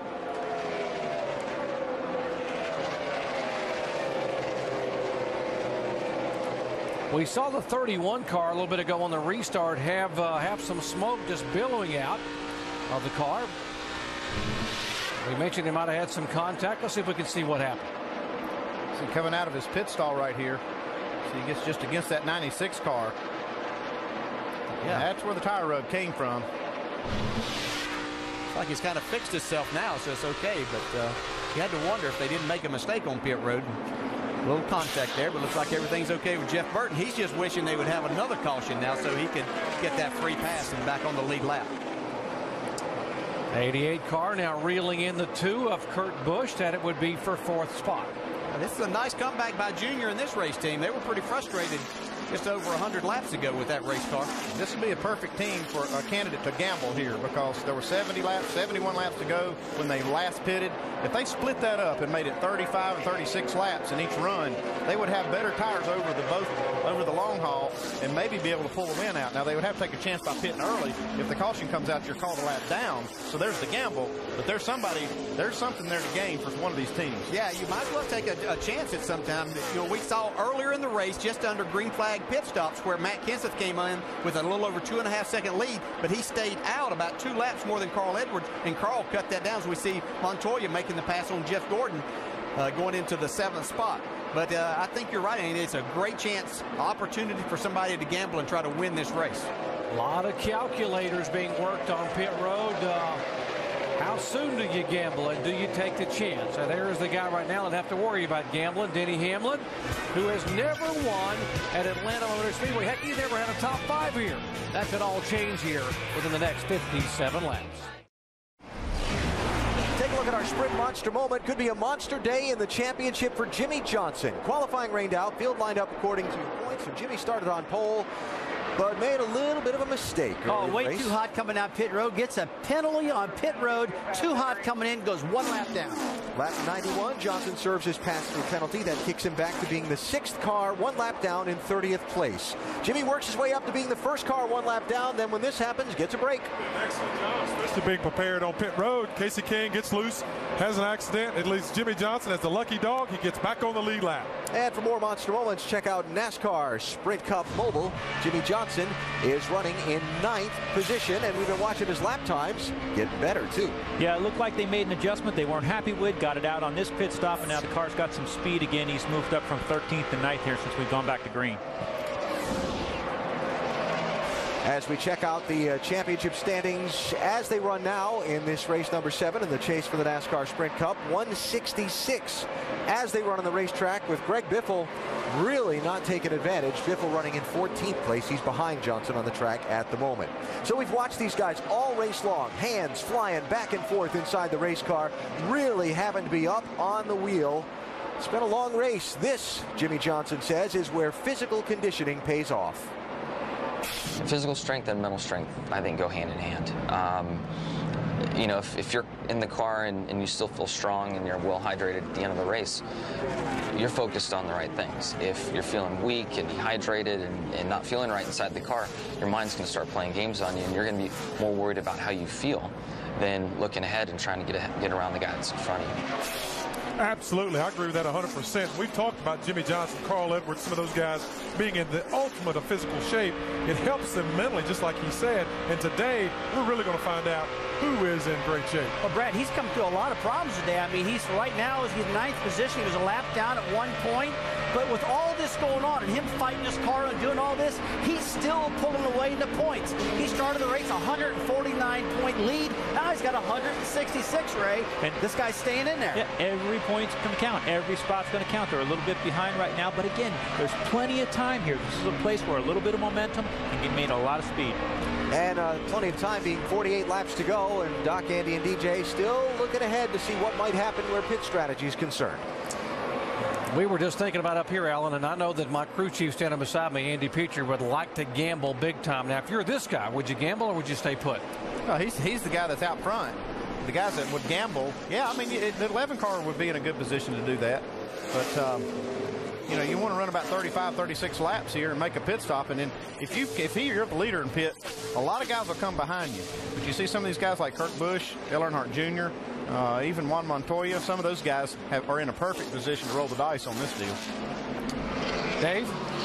And we're monitoring the 11 of Denny Hamlin just to see, wow, is that 99 loose? As you see him going through the corner. And he said he wants it freed up just a little bit. I just listened to Carl a minute ago. Anyhow, the 11 car, will monitor him for his fuel stop. Talked to Mike Ford this morning about racing this chase. He said, we treat it like the rest of the year, and I do that if I was running first in the chase or 11. He said, we've got to make sure that we don't make this an adrenaline time of year. Other sports operate on adrenaline. Racing is methodical, and that's just the way they've approached the race today. Small adjustments all day long. They've got their car right near the end of this thing. Now they just need to make the right call on this final pit stop. Dave, all of these drivers have their hands full right now, even the leader. And watch Carl Edwards a moment ago. Wow, was he skating on the bottom of the racetrack? Yeah, skating. I think that's putting it mildly, Doc. Man, watch him work this race car. I mean, this is 170, 75 miles per hour trying to get through and off the corner. Down on the apron, car sideways. Just incredible. He's not the only one doing it. He's given us more shots today of doing it, but all of these guys are really driving the wheels off these things, and they have to be in incredible shape to withstand this. This is a long, long afternoon, and these guys are doing a terrific job. Talk about being the last man standing. You got to be the last one able to stand up when you get out of the race car, because these guys are taking a beating here. Inside of 50 to go. Who will it be? Who can hang on? We'll find out when we come back. Welcome back to the Atlanta Motor Speedway, where Denny Hamlin continues to lead late in this race. Mike Ford is a crew chief. Mike, when do you stop, and can you improve this race car? Yeah, we watched it all day. The guys that are out front seem to be able to pull away, and clean air is so important here in Atlanta. So we knew if we could creep our way to the front and get some fresh air, that we had a car that could win this race. And these guys did an excellent job beating the 17 out on that last pit stop. We'll have one more to go. Hopefully it goes as well. We know you need the fuel. When do you want to stop? I couldn't hear what you said, but yeah, there would be about a half a run left, a little bit less than a half a run left. So about the number of laps we've run in this run. So it's been good to this point, this run, so I'm not going to look at any changes. So far, a great run for the 11, and that stop is coming up, guys. We just don't know when. I kept wondering when he was going to tell you, Dave. Yeah, I think that was selective hearing on Mike Ford's part. He heard that question. He just wasn't going to let everybody else know when he was planning on coming. All right, if you were him, what would you do, Andy? Well, he's in the driver's seat, Doc. He can stay out here, and if somebody else wants to gamble and roll the dice, then you can react off of that. The guys that really need to take a chance here are the guys that are in the top, right outside this top 2 or 3. Ray, what would you do right now? It's a good point, Andy. If I'm a guy that's up in the top 3 or 4 in the chase, I'm going to run it out, because I'd rather give up a few positions than take a chance on getting a lap down. If I'm Juan Pablo Montoya, maybe Kurt Busch, somebody like that, I might take that shot. Short pit the guys a little bit and see if I can get some position on them. Right here you see Dale Earnhardt Jr. losing another spot to Montoya. He would be a perfect candidate for an early stop, wouldn't he, Ray? Yeah, I think so. Again, he's a guy that doesn't have a lot to lose. Winning a race could be big to him. He's not in the chase. He's really not a big threat for points, so he could take that gamble. It's the only way he could probably beat the 17 and the 11. And all the strategy will go away because of the spin there. Great. We didn't hit anything. Now caution's out. Caution flag now for the 7th time a day here in the Pep Boys Auto 500 at Atlanta Motor Speedway. So much for all that strategy. Yeah, that was a nice discussion y'all had there, though. I was enjoying that. Now this will be the money stop. They're going to have to come on and get off. Yeah, they can easily make it from here now, so this is really going to count on pit road. All these spots are really going to be important. Literally these top 4 guys have all been very good on pit road. Carl Edwards' team not quite as good as the other guys, but certainly Hamlin, Kenseth, and Kurt Busch have been exceptional on pit road all day. Looks like another right rear tire going down maybe on Michael Waltrip's car. He's really struggled with that thing today. It looks like it's up now. Looks like he maybe just lost it. Yeah, just got loose down the bottom. They've had to literally put almost a whole right rear quarter panel on that thing. This will give the 31 car, Jeff Burton, the free pass to get back on the lead lap. Jeff ran hard through that segment there to keep in that position and get himself back on the lead lap and see if he can make up a few more spots, get a few more points. Well, the 17 guys have been good on pit road. The 11 guys able to get that launch off of pit road a moment ago by 0.6 of a second. Who's it going to be? Hard to bet against that 17 team. They've done such a good job consistently. Here they come. Shannon? Matt Kenseth says the car is still loose. They're going to make a track bar adjustment. Plus, they're going to take a quarter pound of air out of the left side tires and a tear off that 17. Mike? Kurt Busch really unhappy with his car over that last run, saying the car felt like it was leaning over on the right front. The rear end not hooking up at all. Expect them to make a track bar adjustment and a 4-tire change. Dave? Denny Hamlin started to say the end of that run was kind of loose. I may be exaggerating. Let's not change it. 4 tires, no changes. Sunoco fuel for the 11 car. And then the 48 and the 99 at the head of pit road. The 99 complaining just a little bit, needs to be freed up in the center of the corner. They'll do that. 4-tire change for the 48 as well. 99 gets through cleanly, barely missing the 48. Contact, though, with the 88 car involved coming off, and it'll be Hamlin the first, barely getting out in front of Kenseth. Then Kurt Busch. Montoya gains a spot. Edwards will back 2. Harvick up 3. Yeah, there's a lot of contact here with the 99 and the 88. The 2. Oh, Dale Jr. gets it on both sides. Looks like they got all the room in the world here at this racetrack, but they always seem to come together right here. Wow. What should be the final pit stop, and now the final 35 laps. Should be a heck of a shootout here at Atlanta. After we settle this one today in Atlanta, it's on to the Texas Motor Speedway, the NASCAR calendar next weekend. Craftsman Truck Series Friday night, 8:30 Eastern on Speed.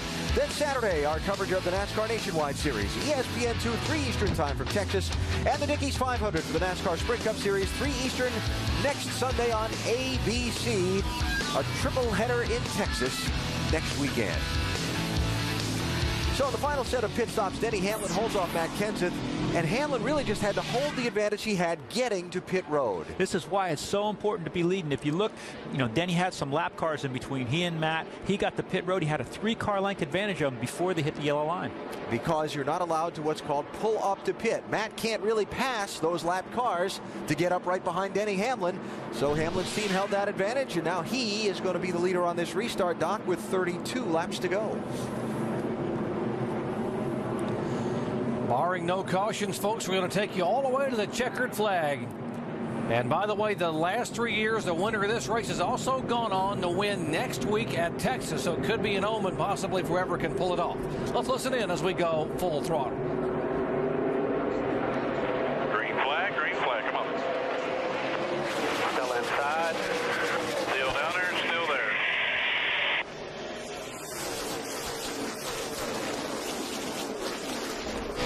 Still there. Inside. Clear. Inside corner. Clear low. Clear you got the 2 car. Inside. Inside. No smoke, bud. All clear, man. All clear.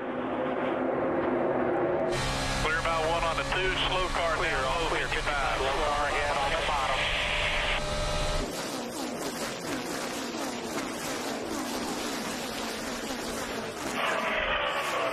Clear. Very nice. Clear about 1 on the 2. Clear about 4. Pass back to the 18 with you. Clear low.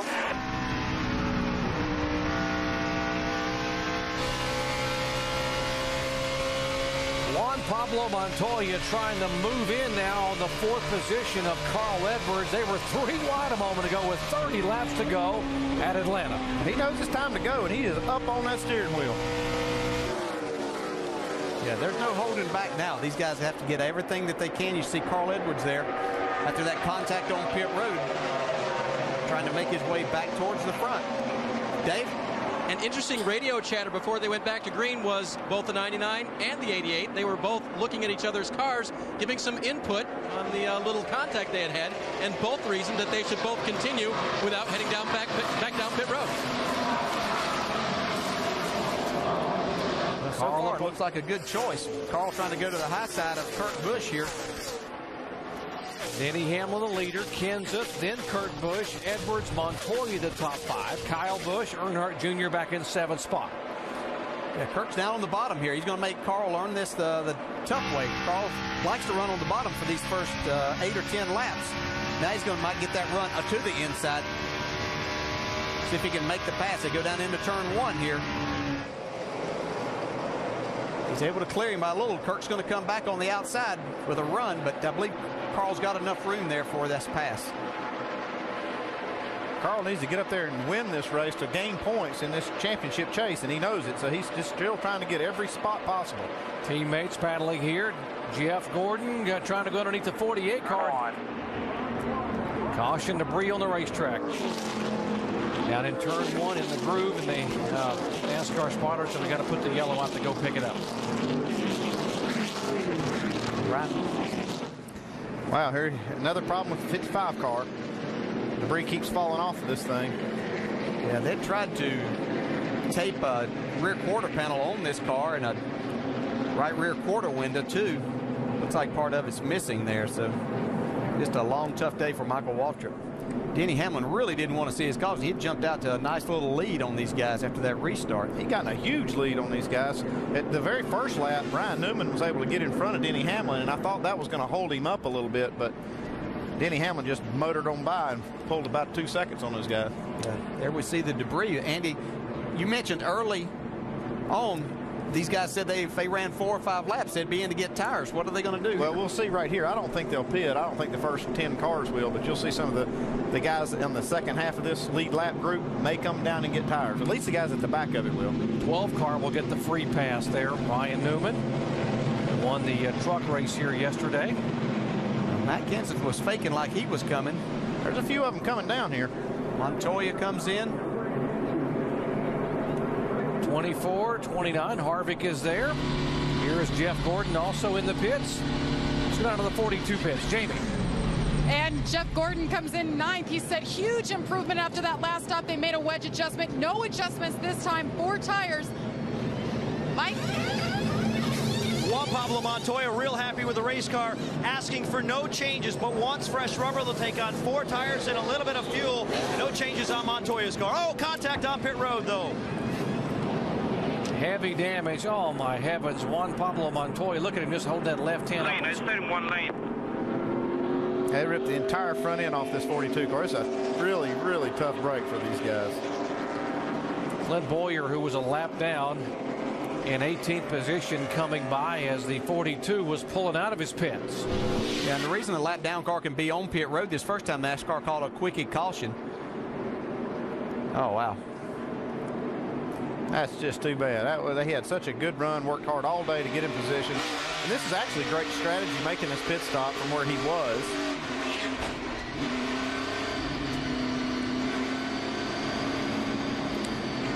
Let's talk to our in-race reporter, Carl Edwards, currently in 3rd spot. Carl, Dale Jarrett, the ESPN. You got it? I'm clear. All right, we've seen you battle all day. Have you got enough to get up there and take the lead away from Hamlin? Man, I don't know. That car's fast, but tell you what, I'm having fun. That last run was a little more fun than the ones before. It's cool to be able to pass people. So you guys made a good call, and man, I hope we can get up there. What do we got, 24 laps or something? That should be a good little Saturday night race. Yeah, we've seen the guys get out front with that clean air. Is it that important that you be out there and then have that clean air, Carl? Yeah, it really seems like, especially in the long run, you know, because it's real hard to get a run on somebody. So on the short run here, it looks like you can kind of race pretty hard. So that's what we'll do right now and we'll see if we can get that clean air. All right, good luck. Thanks. Working on the 42 car after the damage on pit road, trying to get that nose put back on. Clint Boyer's also in the pits trying to see if they can fix his car from where they got some of that damage on the left side. We told you Atlanta Motor Speedway He has been known for great finishes over the years. 5 times in race history, we've had a last lap pass for the win. 2 of the last 3 races here, the driver who was leading with 10 laps to go did not win the race. They saw some more debris, so they've waved off the restart here for 1 more lap.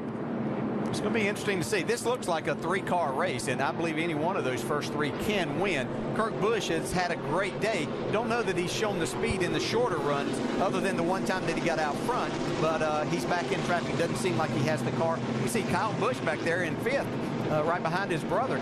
Be interesting to see exactly what he can do, but Denny Hamlin's our leader right now. Dave?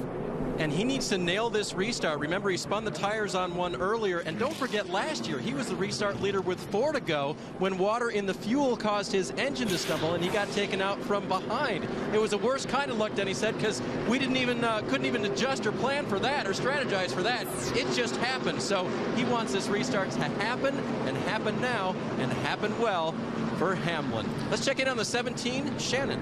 Down here with Chip Bowling, crew chief for Matt Kenseth. I just heard Matt come over the radio and say he thinks this car is going to be good on the long runs. Do you have enough laps to catch that 11? There's definitely enough laps left there. It's just got the guys that are restarting 10th with tires, if we're able to get far enough ahead of them that they can't catch us but still get around the 11. All right, great run for this 17 team today. They definitely need this with the way that their chase has been so far. Doc? Thanks, Shannon. We might update the 83 Brian Vickers 1-lap penalty for pitting out of the box here on this latest pit stop under caution number 8. It's going to be very important for these guys to jump on Denny Hamlin early. So they don't let him get out there. They can't let him get out there and get a lead like he did on the last restart. Problem is, Carl wants to be the guy to jump on him. So does Matt. A couple of Roush Fenway guys behind him, and the 11 car thinking about cannot spin these tires on this restart again. You have to be careful not to think about that too much, because if you don't get up to speed, these guys will run over you or go past you, have more momentum as you get out of turn 1. So, yeah, you want to be careful not to spin the tires, but you also have to get up and get going. Here we go, 23 to go. Hamlin under attack, and he will take the green flag. He slipped those rear tires just a little bit on that initial go. That allowed Matt Kenseth to stay right with him. Man, Hamlin's car is really good through that first corner. Looks like he can almost hold it wide open once he gets into high gear and running through that corner. We see Carl trying to duck down and take the second spot away from Matt Kenseth. Oh, yeah, here we go. Carl says it's my turn. I'm going to go after him myself here. Okay. Oh, we got another crash. Big crash. The 42 involved. 41 Sorensen. Oh, and Jeff Burton. Jeff Burton. Joe Nemechek gets in it towards the end. Wow. Montoya's day just went from bad like a top 5 to in the garage area here. See Jeff Burton getting his car fired back up, trying to pull away. Dave Blaney not able to pull away. Looks like he got the worst in along with the 42 of this. Joe Nemechek able to get his damaged car to pit road anyway. Oh, look at the whole front end of this car just pushed back in. Jeff Burton's got some pretty significant damage in the front of his car. You can see the splitter barely hanging on, but what part is there is on the ground. So watch the battle here. They enter turn 3 right here. Blaney sliding backwards. There's the contact with Burton. Yeah, it looked like Blaney tried to come down, thought he had that slot open, and Jeff Burton was trying to fill that spot on the bottom of the racetrack, and they got together. Close calls right there. Cars just missing this accident. Now let's look and see what Jeff Burton's view was. Yeah, you can see that he took the option. He was going to take that option to the inside. He thought that Blaney was hung in the middle and wasn't going to be able to get to the bottom, and he was trying to fill that hole as Blaney came down.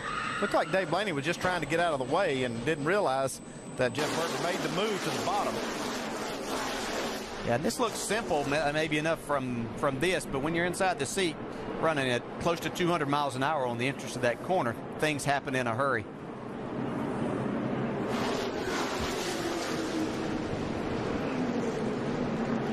Gone a little over 300 laps and not really had a significant accident here today, or at least nothing with more than one car involved, and all of a sudden get a lot of them torn up. Juan Pablo Montoya now climbing out after having this car in the top 6 for the last 65 laps. Been in the top 10 most of the day. Yeah, very frustrating time. You run well all day and work hard and then have an incident on pit road, and that's what puts you in the position to be involved in this accident. Dave Blaney was hoping to celebrate his 300th career start with a little better finish than he got here. Here's the 41 car, Sorensen, the home state boy from Peachtree City, Georgia. His car headed back to the garage, making repairs now on the 31. They've got a lot of damage here they got to fix. It's just such a disappointment for Juan Montoya. Man, what a great race he'd run. Just a victim, really. Juan's a pretty fiery individual, very, very emotional. I was around him in open wheel for a number of years, and he is intense in the car, and he just waved off our cameras, wanted to get collect his thoughts and didn't want to talk right now. Sometimes that's for the best. Yeah, you can understand his frustration right now.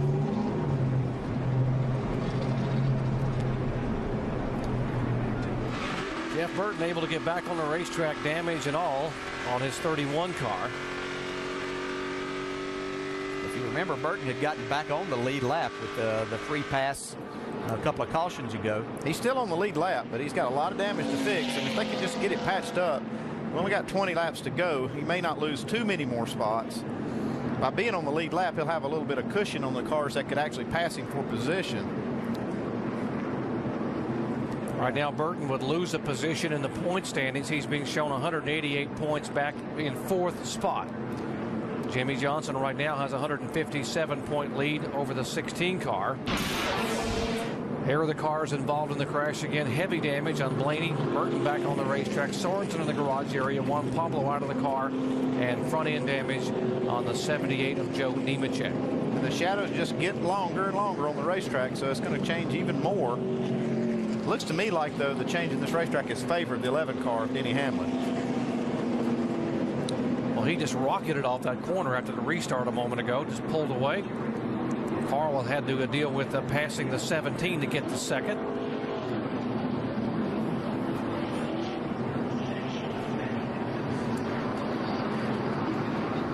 And don't see any takers among most of the lead lap cars here as we work the 9th caution flag of this race, the 7th in the chase for the NASCAR Sprint Cup. And we move on from here. Texas, Phoenix, and Homestead Miami Speedway to wrap up the season. All those races televised live on ABC, 3 Eastern time for each of the final trio. And 3 exciting racetracks, 3 very different locations in the United States, and we hope that you'll be with us for our NASCAR Sprint Cup Series season finales. Aerial coverage brought to you by Goodyear. Get there on silent armor technology with the strength of Kevlar for toughness and a comfortable ride. Tell you who's been tough today here at Atlanta. Jimmy Johnson, the NASCAR Sprint Cup Series championship leader. Dave, right now, he's gone from 30th after the penalty up to 7th. Yep, he's hanging in there in the top 10 right now, Alan. And Chad, it seemed like a day started out well, and then when he got back in traffic there after the penalty and everything, it just didn't seem to run quite as well. No, we've been talking about all year, track position is very important with this car, and unfortunately we had a little penalty on pit road, so we had to go back and we lost that lap. But Jimmy did a great job fighting back, and the Cobalt car's been running pretty well. Honestly, I don't know how good it could be. If we could get out front, it'd be interesting to see how fast it was. But, I think we've got an opportunity to get a good top 10 finish here, and that's what we need to do after getting pushed back there that far. You talked to him about just grabbing a couple more positions before this is over to get some more of that clean air. Do you think he's got the car to do it? I think so. We've been real quick, and it just seems like when you get up behind somebody, you get caught up in lap traffic or any traffic for that matter, you lose a lot of speed. I mean, you can see that with the 2 when he was out front, the 11's out front now, and just whoever gets out front really seems to check out. So if we can just get a couple of spots, maybe we can get, a good top 5, but we're just going to have to see what we can do. All right, this Chase leading team managing what's been a rough day. All right, Dave, thanks. On our NASCAR countdown at the start of the day, we talked about the 48 team and being impressed with not just the fact that they're dominating this championship, but the way they're going about it. A little different story today, but again, got to be impressed. We are impressed. I mean, there's all kind of problems they went through early in the deal, and now they're just stayed tough. They worked through it. They haven't had a problem. They're back up to 7th right now. In fact, they've actually gained their point lead. They pulled away a little bit. But, man, the guy I feel bad for right now, Jeff Burton. Here's a guy that's been in a point hunt. Now he's got a big crash. Tough deal. Yeah, tough day for Jeff Burton. But, yeah, once again, Jimmy Johnson, kudos to that race team. Got him back from a lap down. Jeff's going to try to work on his race car, get back on the track. But what about Juan Pablo Montoya? He had a great race going today, and it's over. He really did, and that is a shame. There was a guy that had a shot maybe to win this thing. But 48 cars, Jimmy Johnson, Chad. I think Chad said a key thing there.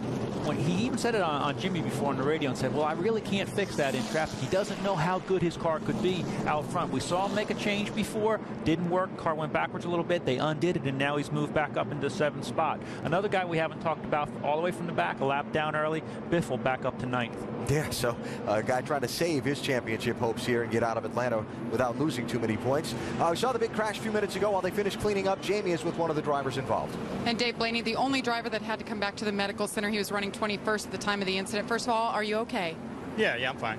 What did you see happen? I don't really know. I slipped off turn 2, and they kind of got on both sides of me, and I don't know if I drove down on Jeff on 31 or what happened. I really don't have to see it. I hate we tore up some race cars, though.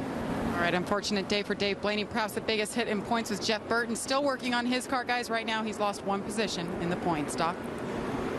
Well, what a mess here in the final laps of Atlanta Motor Speedway, and what a championship performance by Jimmy Johnson. Poise, patience, and that's added points to his lead. But what about these final laps? Could we see Carl Edwards do what he did back in the spring of '05? He's going to have to do something. They got to make something happen. This was an opportunity day for some guys to make up points, and Jimmy Johnson has actually gained points on them. Yeah, terrific job. And, you know, Dale Earnhardt told me one time during a championship season, said, you'll remember days like Jimmy Johnson's having here where you could have had a disastrous day and you made it into something. Those are the days you'll remember more than your victories, and that's the way this team could be after today. This should be fun to watch. Now, here's where our points guys are restarting here with should be about 16 laps to go. We get to the green. You see Jimmy back in 7th spot. Biffle has come back from a bad day to be in the top 10. Carl is 2nd. You see Hamlin is the leader. It'll be very interesting. Carl Edwards said early in the weekend, he said, I want to make this a championship chase, these final 4 races. Remember, Carl won in the Nationwide car at Memphis yesterday. This could be a weekend he will never forget, but he's got to get around Denny Hamlin. Yeah, he's got to go and getting ready for the restart. This sun's becoming a problem for these guys, too, going down into turn 1 and off of turn 4 as it starts setting even more. It'll be interesting to see if that comes into effect as the green flag waves. 16 to go. They're 3 wide, and here he goes. Hamlin down on the inside. Here comes Carl Edwards. Carl gets the run right here. Man, wasted no time. He took that lane that Denny Hamlin's been running. He got right up on the bumper of this 11 car, and I believe he kind of helped him slip those rear tires. And here goes Carl Edwards to the lead. Carl just goes right by Hamlin. Now, can he hold on? Here comes the 18 car of Kyle Busch. Yeah, he's trying to take that 3rd spot away from Matt Kenseth. He wants to be a part of this.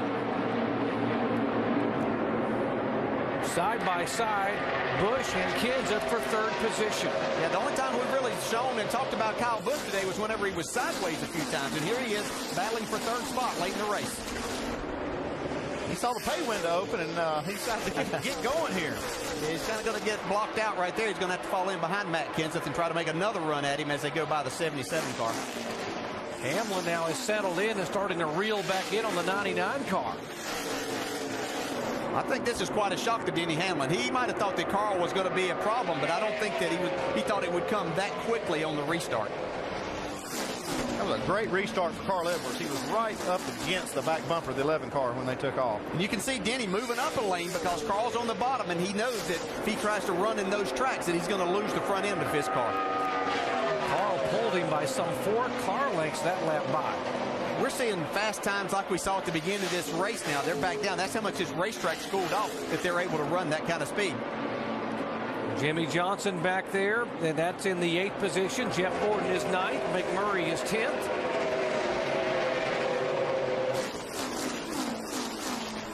Turn 2 in the groove. Just look for it over there. Couldn't have said it better myself. Debris over in turn 2, so that'll bring out caution for the 10th time today. Yeah, let's see. Here we go again. What Denny Hamlin can do on a restart behind Carl Edwards. There's your debris. Right in the middle of the race. Well, no, that's actually down off, but I think it's just rolled down. It was up in the racing groove, and then since they've quit running, it's moved down off the track, but it's something that they had to contend with before it rolled off. Let's watch that last restart. You see Carl was right up on the bumper of this 11. See, left car slips the tires just a little bit. Gives him just a little shot. Man, that was being up on the wheel and ready to go right there, standing on the gas.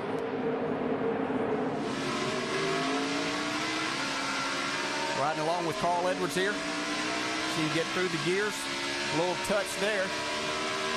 Just enough to rattle his cage. That's right, rattled that, and it also gave him the outside lane, which he was wanting. He knew that momentum and to run wide open off of that corner. That was where he needed to be. You think Denny Hamlin will remember that touch on this next restart? I'm sure he's going to remember it, but can he get his traction enough to get up there do something about it? Every restart we've seen this 11 car at least slip the rear tires, if not spin them. I mentioned before, but the history here recently is that the guy who led with 10 to go, 2 out of the last 3 years, hasn't won the race. So that doesn't look good for Carl now, right? Let's check in on the 11 pits, Dave. And Mike Ford was talking to his driver during this caution, and the driver replied back, I just haven't been able to get traction on these restarts all day. We saw it earlier, and that time he spun the tires as well. He says, I don't know what it is. And Mike reminded him, just get those tires cleaned off, load up the carburetor, but still, even though he's been doing those things, doesn't just appear to have the restart nailed down today. Hey, Carl, Dale Jarrett, the ESPN. You have us? I got you, Dale. Hey, man, that was a nice move on that restart. Can you hold him off now? I hope so. He spun the tires the first time, and I got in line with him and thought, I'll just push him here, and then he spun him again and got to the outside of him. But, yeah, now it's my turn to see if I can keep these things under me. Hey, Carl, is the track have that much more grip? We're seeing lap times really fast now, like back when the race started. Yeah, you know, we're going in the shade right here, and it gets a little more grip. Plus, I have a feeling everybody's standing on the, the loud pedal there a lot more right now. All right, man, good luck. Thanks, Dave. 48 on pit road, getting tires. Jimmy Johnson is away. Chad Knaus bringing him in to get some fresh rubber on him for these final 10 laps. Let's check in the 18 pits. Mike. And Doc, catching up with Steve Addington now, it seems like this is the best your car's been all day. How much better is it right now than it was at the beginning of the event? From listening to him, it's a ton better. I think that everybody did a good job on making a comeback here, because we started the race, we weren't very good, and we made a lot of adjustments on this car, and Kyle's drove the wheels off of it, and we'll see what we got here at the end. Still, you got a few positions to make up. Can you contend for the win? I don't know. Them guys have been good all day long. I mean, give it a shot here. If he gets him a good restart, he'll get all he can. You can guarantee you that now. That's a pretty fair guarantee, Doc, based upon what we've seen from Kyle Busch this year. Indeed it is. And Kyle, of course, roaring back in this chase after all the frustrations in the early events. He won it here. First time for Toyota back in March. It's been the 20 car going by. Tony Stewart getting the free pass. He was the first car a lap down, getting back on the lead lap. Well, it was back in 2005, a weekend that Carl Edwards said he would never, ever forget at Atlanta Motor Speedway. He had not won in NASCAR Sprint Cup competition, and he had to beat one of the best, Jimmy Johnson. Final lap, cousin Carl rubs and bumps and gets it done to take his first win. And for the first time, the signature somersault. And he got both the nationwide win and the cup win that weekend. Could it be? And remember, this weekend he's already got the nationwide victory. He's got one, and he's got the lead right now. 10 laps to go. He's ready to go. Get up on this wheel. You can hear him get the car back into second gear, revving up, just keeping those rear tires cleaned off a little bit, working the steering wheel to keep the front.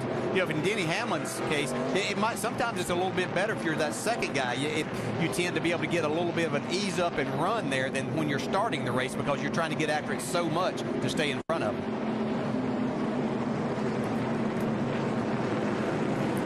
We're hearing a lot of the drivers radioing into their crews about how hard it is to see now as this sun continues to set and getting down into turn one. You really get down in there and literally can't see anything for about 400 or 500 feet. We saw that on that replay when we were looking out of Carl Edwards' car up to Denny Hamlin. You could just barely see the car in front of you. See, right here is where it starts to get bad. Yeah, really starts to pick up right here. Your guy out front is not nearly as bad because you kind of can know where the racetrack is, and that's what you're looking at. But you do get blinded, and it makes it tough. But especially if you're back in traffic, it makes it extremely difficult to race right now. Wow, look at Jimmy Johnson, how hard it is to be able to see what's below him. And you can see with all these cars, just like Dale said, when you have these cars in front of you, you don't know how much room to leave these guys. Basically, it looks like Jimmy's feeling his way around there. Heavy shadows once you get into turns 1 and 2, and the sun as you're trying to come off the straightaway into the turn. Yeah, it's going to be difficult. You know, as I look down this list, we talked about a lot of people, and Andy, you just pointed it out to me. A.J. Allmendinger, we've been watching him throughout the day. He's just had another solid day in this 10 car. He's up in the 15th spot right now, so let's give a call to A.J. for doing a great job. Dave, how about the 99? DJ, that glare going into turn 1 forces Carl to concentrate as much as he can on the line going in and not on the driver behind him or drivers. Denny Hamlin and Kyle Busch will try to jump him. He has less vision around him now. He'll rely on his spotter, Jason Hedleski, to give him a heads up. Coming up next, ABC World News or your local news after what should be a fabulous, typical Atlanta Motor Speedway finish. And from 11th on back, they've got new tires here. They pitted and got tires. Jimmy Johnson's the first guy that has them.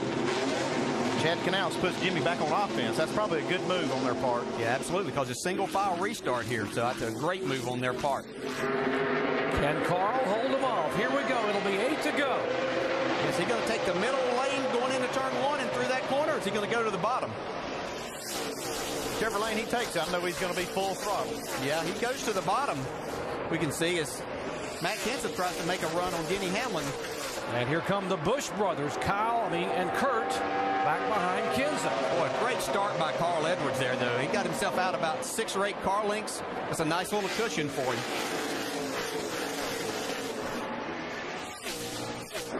Brand new tires. Look at Jimmy Johnson. Oh, he goes to the outside of Truex. Just blows by. Let's see what he can do with his teammate, Jeff Gordon. He's coming, boys. Yeah, we talk about this race team and how good they are. Man, they make good calls, too. They get themselves in position. Great call by Chad Canals to come get 4 tires on this car.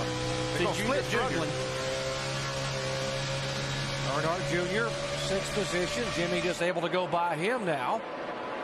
He's going to sight set on Jeff Gordon there. These guys are going to try to make a top 5 finish out of this thing. And he has enough time to do that. He's in the 7th spot right now, right behind Jeff Gordon. Go get him, dude. 6 laps to go. Just remember when they were back in 30th after that penalty. And they were just some 90 points ahead. They had lost about 70 points because of going a lap down for a speeding on pit road penalty. You can see that's his actual car owner, Jeff Gordon, who's right in front of him. How hard is he going to race him? Well, there's no match for those new tires. Yeah, it doesn't matter how hard he races. He can't hold those new tires off. Yeah, here's the 5th place car that he's going to go by before he gets to turn 1. I don't think he's finished. What a call by Chad Canals to bring him on pit road, put fresh Goodyears on, and everyone else was sitting duck out there. That was a great call by Chad. He's going to get another spot before the end of this race. He's got Kyle Busch up ahead of him, and he's catching him pretty quick. Might even get more. He might get more. Carl Edwards has jumped out to over a 1.5-second lead. That's why we're not showing you that. We're going to watch and see just how much Jimmy Johnson could get. This is just a remarkable comeback for these guys. From 30th to a possible top 5 or better finish at Atlanta. That is a championship performance. David Reagan, another nice run. You see him splitting Jeff Gordon there, battling Jamie McMurray and also the 2-car, Kurt Busch. Again, these are new tires on these cars. That's why you see Jeff Gordon slipping back. He doesn't have as fresh tires as the guys in front. This is 6th, 7th, 8th, and 9th. Kurt Busch is 6th. Here comes McMurray on the high side. Here comes David Reagan on the inside of him. Here we go. Into the 4th spot here. 48 car, Jimmy Johnson. Just shows how good. These guys said that these tires were good for up to 10 laps, and that's all that they had. And what made this such a great call was it was a single file restart. Didn't have to deal with the lap cars. We got a caution flag and a green, white, and checker. They may be in trouble with Jimmy Johnson. Yeah, he's still coming. He's maybe going to get another spot. He's got 3 laps to get it done. 2.5 laps. Carl Edwards just hanging on for dear life out there with 3 laps to go. 2. You know, nice and smooth, buddy. Nice and smooth. Here comes Jimmy Johnson for that 3rd spot with Matt Kenseth. You know, we heard Dave Burns ask Carl Edwards before the race about going out there and doing all you could do, and it might not be enough. And this is exactly what he's talking about, because this 48 team just makes something out of what could have been a disaster today, and he's going to gain very few points. He's going to get another spot here. Denny Hamlin ahead of him. He's still got another lap. How about that? He could end up finishing second. White flag. One more time. Bring it back here. See Hamlin really fighting the steering wheel right there. This is the final lap, so no chance of a green-white checker, but here comes Jimmy Johnson on Denny Hamlin. Yeah, he gave him that outside. I was a little surprised there. If he makes that run, we talk about this turn 4 pass. It's not going to be for the win this year, but it might be for second spot. There's Carl Edwards. Here's the battle for second as they are in turn 3. Carl Edwards, whoa, coming out of turn 4 cut. As the 48 makes the pass, and Carl Edwards will come down and win for the 7th time in 2008. And Jimmy Johnson finishes second. Unbelievable. What a great day for those guys. Man, what a remarkable performance. All week long, we talked about Jimmy. Good job, driver. Carl Edwards did all he could do to try to gain points, but it's just so hard to make points on Jimmy Johnson. Yeah, all week long we talked about Jimmy Johnson chasing history. When they had the checkered flag, it was Jimmy Johnson chasing Carl. Watch this as Jimmy Johnson gets down into turn 3. He gets right on the side of Denny Hamlin. I guess this car, you see it start getting loose right there. Almost overcorrected and got into the 48. Great job saved by Denny Hamlin. Yeah, it was. Not to cause the crash. Look at this crew right here. Wow. Boy, Chad, you should be very proud. I bet you are proud of these guys, Rick Hendrick, because what a call by Chad Knaus. And here is Carl Edwards, and the fans here know what's coming next. Man, looked like they were going to take a day and could be disastrous for this 48 team, and they actually gained 34 more points. Carl Edwards with this. Just a really, really good, solid day in winning this race. He did a doubleheader win in 2005. He wins yesterday and today. Carl, a winner in the NASCAR Sprint Cup race at Atlanta Motor Speedway. Nice to see our in-race reporter do well. What a great job Carl did with us in talking all day long, answering all the questions. Let's go down where Mike is caught up with the crew chief. And quite a day for the 99 team. What can you say about your driver's ability to just saw on that wheel and handle a loose race car at a place like this? I can't say enough about him, that's for sure, you know. We struggled a little bit on pit road today. For a while, my plans worked out with the 48 struggling, but you know, that's a great program right there. They battled back and were able to kind of box us in a little bit on pit road, so we lost some spots there last quarter of the race, but you know, made a good adjustment there at the end with the driver's guidance, and that car came alive, and the driver got up on the wheel, and he went after it past 3 cars from the last time we stopped. And a good display of sportsmanship, too, Jamie. Chad Knaus came over to congratulate Bob Osborne at the conclusion of this race. And Chad Knaus called his driver brilliant, and it was all celebration at the end. Jimmy, was that the best your car had been this entire race? We had segments where it was better, but having new tires versus those other guys, that was just a great call. I mean, a risky call, and you know, it just shows that Chad's out there racing. He's not trying to ride around and you know, just get points. He's out there trying to earn them. And he called me for tires and told me to put my cape on, and off we went. So I'm very happy that we got a second place today. The Cobalt Tools Chevrolet was good. I guess I made a mistake getting onto pit road and got nailed for a speeding violation, and then we just fought to get back. So I'm leaving here very happy. It's almost like a win today. People are going to say you guys just have this magic about you. You said it wasn't necessarily the best the car had been, but on the restart with 8 to go, you guys were 11th, and you went all the way to 2nd, Jimmy. What was that like? It was fun. It was great passing all those guys, and I had to go down and thank Denny for not getting into me. I got to his outside going into 3, and I think it affected his car a little bit and got him loose. Unfortunately, didn't get me, so I had to thank him for that. But you know, this track has turned into like an oversized Darlington, and it's just a tough place to get a hold of. They came with a new tire. I'm not sure the tire gave us much help or relief, but we were sideways. Everybody was all day long. It was a tough day. It's days like this that win championships. Shannon, he secures his points lead. It's 180 plus. Shannon? A wild last lap for Denny Hamlin. 3rd place finish, but you're very disappointed. Why? We had a race-winning car there, and just, you know, our car didn't like those cycles on those cautions. We had the field licked, and we had that debris caution. It just changed the whole complexity of the race, and when that happens, you got to take it for what it's worth. You know, we tried to do the best we could. Our car did not like cycles at all.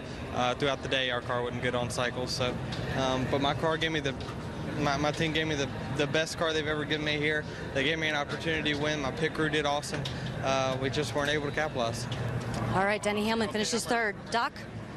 3 races to go now in the chase for the NASCAR Sprint Cup. In the point standings, Jimmie Johnson gains 34 points today. There's the margin, 183 over Carl Edwards, who gains 2 positions.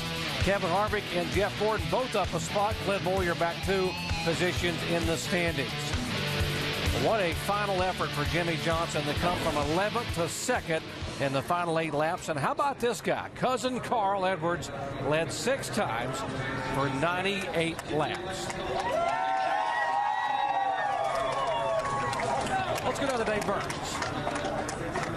We've already had the celebration on the track, taking the checker, doing the backflip, and now in victory lane with your crew.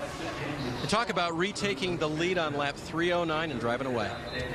Man, first of all, just got to thank Office Depot, Aflac, Ford, Sprint. These Samsung Instinct phones are great. And mostly the fans for coming out here. But, man, that last restart, or the second to last restart, Denny spun his tires, and I spun mine a little bit, and then he spun them again, and I pushed his bumper, and then he spun them again, and he went to the inside, and I thought, man, here's my chance to get to the outside, and I really didn't think he was going to spin him that second time. Thought I was going to bump him, and he was going to keep on going, and figured I'd follow him for a while, but it just worked out great. I can't thank my guys enough, and man, we went to the Aflac Cancer Hospital and met this kid, Dalton. He gave me this necklace. This is his Courage necklace. Really cool kid, and it's really awesome. He said this would bring me luck, so an awesome weekend for us, and I just can't believe how great this weekend is. Now, you're going to need some more courage, because we talked at the beginning of the day about doing all that you could do. You saw who finished second behind you. Who finished second? The 48. Are you kidding me? He came all the way back. They took tires, and he drove back to second place now, so you've still got some work to do. Man, you've rained on my parade all day. I'm sorry. I'm telling the truth. Could have done without that one. Jimmy's an awesome competitor. I mean, Chad and Rick and all those guys came down and thanked me, but congratulated me. But that's unbelievable. He does a great job. Got to thank the engine department, the guys who build these race cars, Jack Roush, for giving me this opportunity. This whole weekend, it's just unbelievable I get to do this. It's very awesome. And you've got 3 more good tracks coming up for you. Yeah, 3 more good tracks for us. And man, Jimmy's magic. We gotta go win those next 3 and hope for the best. Carl was magic today. He's in victory lane, Alan. And so next week, it is on to Texas. Carl will have another chance to do a double. Saturday, the Nationwide Series race, ESPN 2, 3 Eastern time. And Sunday, race 8 in the chase for the Sprint Cup, the Dickies 500, ABC 3 Eastern. That is next weekend. World News or your local news is next, except on the West Coast. So Carl Edwards wins today in Atlanta, but Jimmie Johnson comes back from 30th place to finish second, and Johnson takes a big point lead to Texas next weekend. Thanks for watching ESPN on ABC.